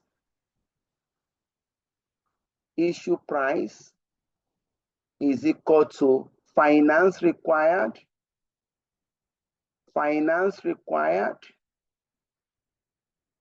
divided by number of new shares. So the issue price is equal to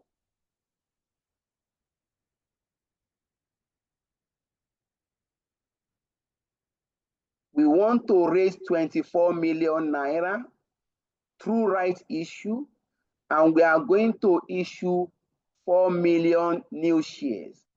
Therefore, price per 1 share should be the issue price. The issue price is equal to 6 naira.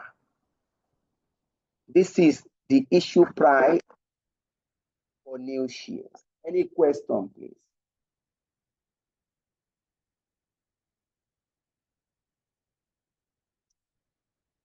That is the issue price. You can now go to your theoretical X-right price. Look at it. I'll call that A2. Theoretical X right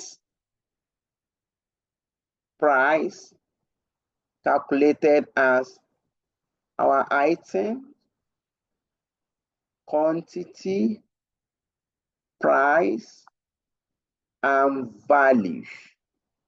You have your existing shares. Examiner says 2 for 5. That means 5 existing shares. New shares. New shares is 2. This is 2. The price of new shares, that is the issue price, 6 naira. What is the current market price of existing shares? Go and look at the 660. question.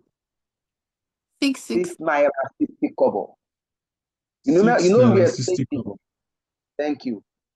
The current market price, when a company announces a right issue, the current market price of the existing shares is known as cum right price.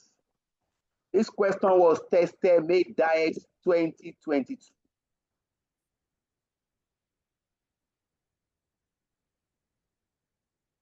This is 6 naira 60 kobo. You can now get your value. 2 multiplied by 6, this is 12 naira. 5 multiplied by 6 naira 60 kobo. What do you have, please?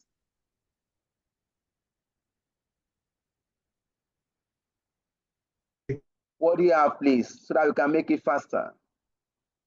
33. 33. Oh, 33 naira. Now, sum your quantity. This is 7. Sum your value. This 45. is 45. 45. So you can calculate strike price. 45 divided by 7. Goes to 7. 9. Are you sure? Sorry, goes to 9. 9.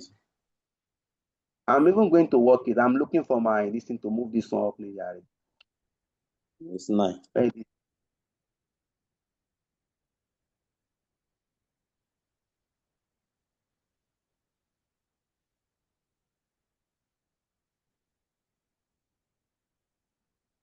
I don't think it's 9. Oh. No. 6 naira 43 kobo. 6 naira, okay.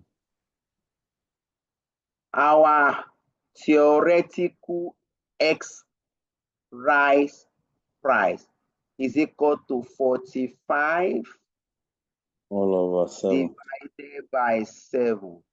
That will give us 6 naira 43 kobo. You are done with requirements A. You are done with requirements A. Any question, please?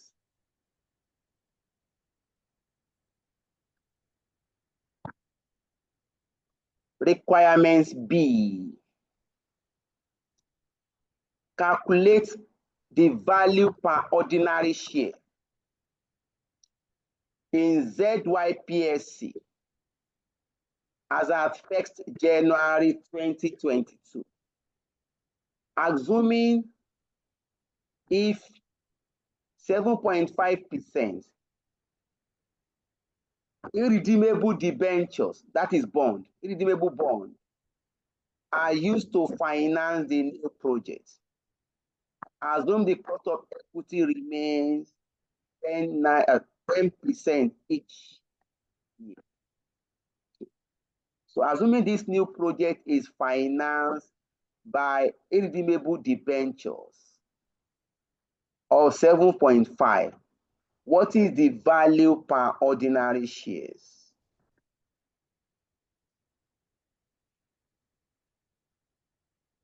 Our computation in A is we assume that the new project is financed by rights issue, equity.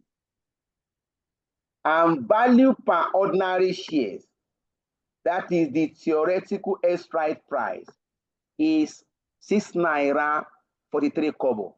Now, requirement B is trying to ask us, if this new project is financed by 7.5% irredeemable debentures, what is the value per ordinary shares? To attend to this, you can take this approach. B. First, what is the profit from the company? Let's go to it. I want to show you the B part. Have I gone too far? I guess I've gone too far. And okay, look at it.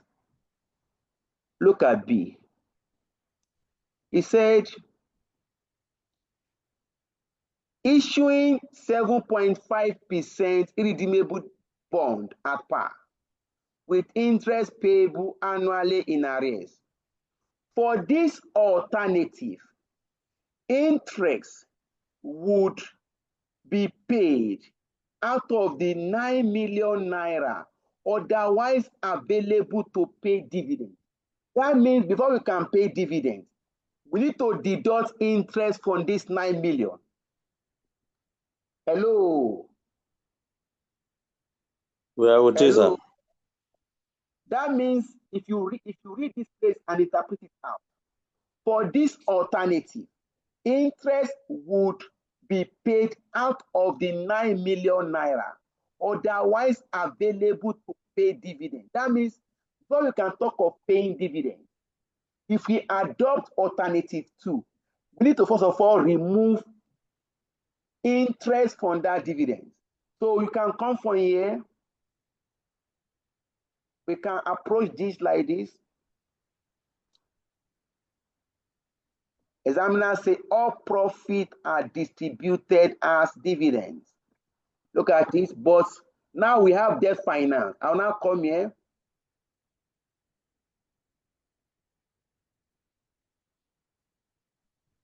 Profits is equal to 9 million.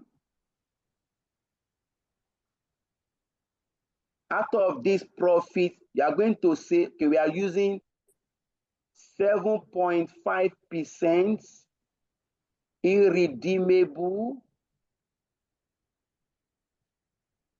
bond or debenture, the same thing. So we want to finance the new project with 7.5% redeemable debentures. So that means we need to pay interest. Now say less interest. We are going to raise 24 million naira from this bond, and the interest is 7.5. So compute the interest payable. Interest become 7.5 of 24 million. Please compute. Please compute.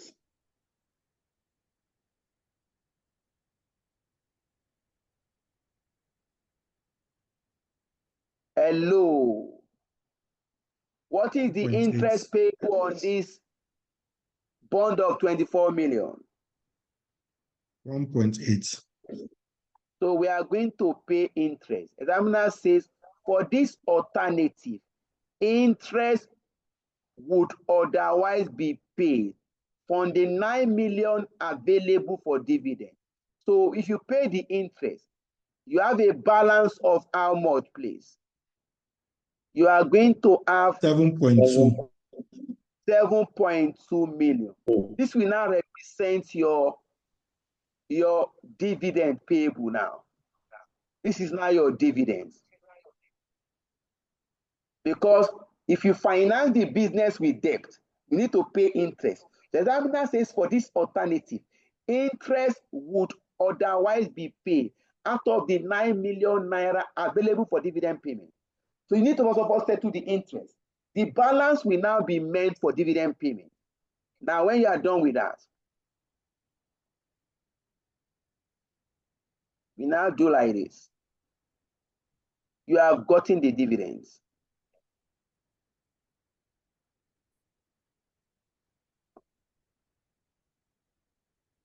I can close this. Examiner says cost of equity. Cost of equity is 10%.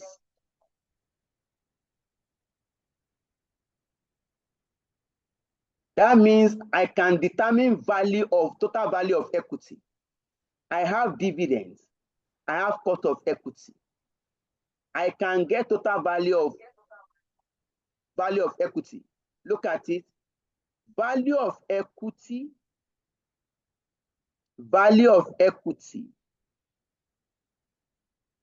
is equal to dividends divided by cost of equity. Do you understand this, please? Hello, guys, do you understand this? The class is silent. Okay, I'm sure you have done. Yes, we did it in cost of capital. Thank you. You have done cost of capital. It's just like a work back. You know, your cost of capital, you can calculate cost of equity as dividend divided by market value of equity. Is that not? Yes. You can now do a work, but that means market value of equity is equal to dividend divided by cost of equity. If you understand this concept, then you can get total market value of equity. Our dividend is, look at it, value of equity. I'm almost done. Is equal to dividends, 7,200,000. Cost of equity, 10%, that is 0.1. What is the value of equity? Value of equity is equal to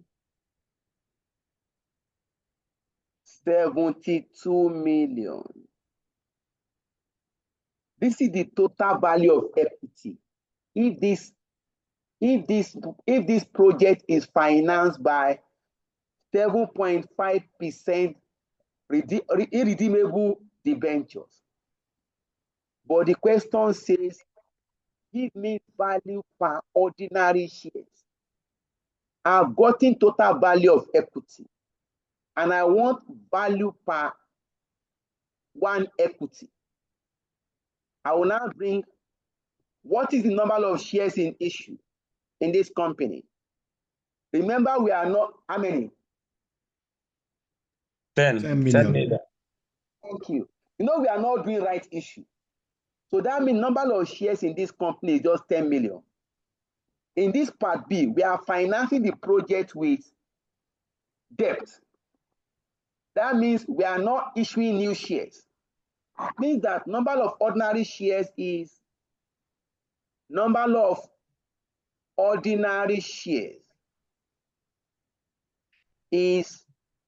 10 million naira. What is the value per ordinary share? Value per ordinary share is equal to total equity value, 72 million, divided by total number of ordinary shares, 10 million. Value per ordinary shares become, oh, it has gone too far.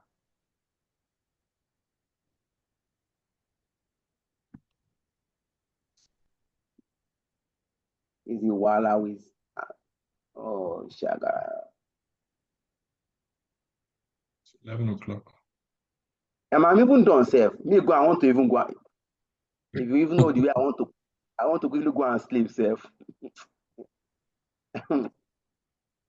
Before I can even go to sleep, after the class, and you try to even get your body back. I need to get this body back. I want to rush to go and sleep too. Value per ordinary share.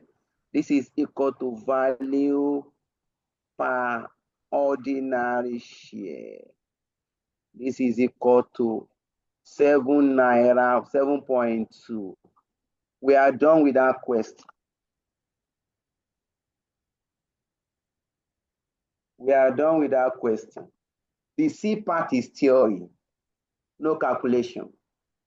So there's nothing to worry about. So I'm aware me too, I want to go and sleep. The C part, look at the C part. So look at the C part. Write a report to the directors, which include compare and contrast right issue and bond issue. So I can challenge the class to write this report and share with me. Write a report, compare and contrast right issue and bond issue. Method of raising finance. You may refer to the calculation in your answer above. So you are going to tell what is right issue. But let's say right issue. What is bond issue? We know what is right issue. Bond issue, debt financing. Which one is better? Based on the computation. If you look at A, when we finance the business with equity, value per share is 6 naira 43 kobo.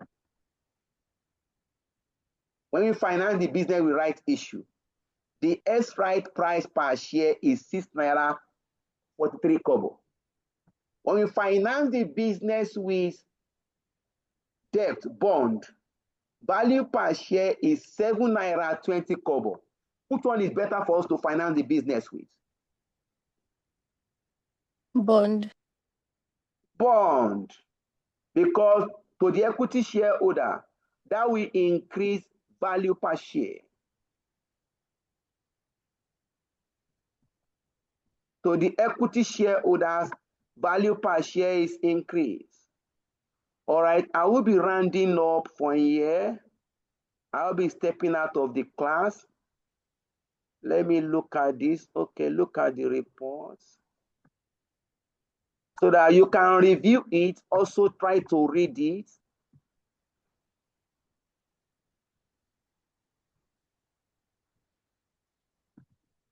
May God give us a better understanding. Now, are you referring to, that is question C? That's what you're asking us to attempt, right?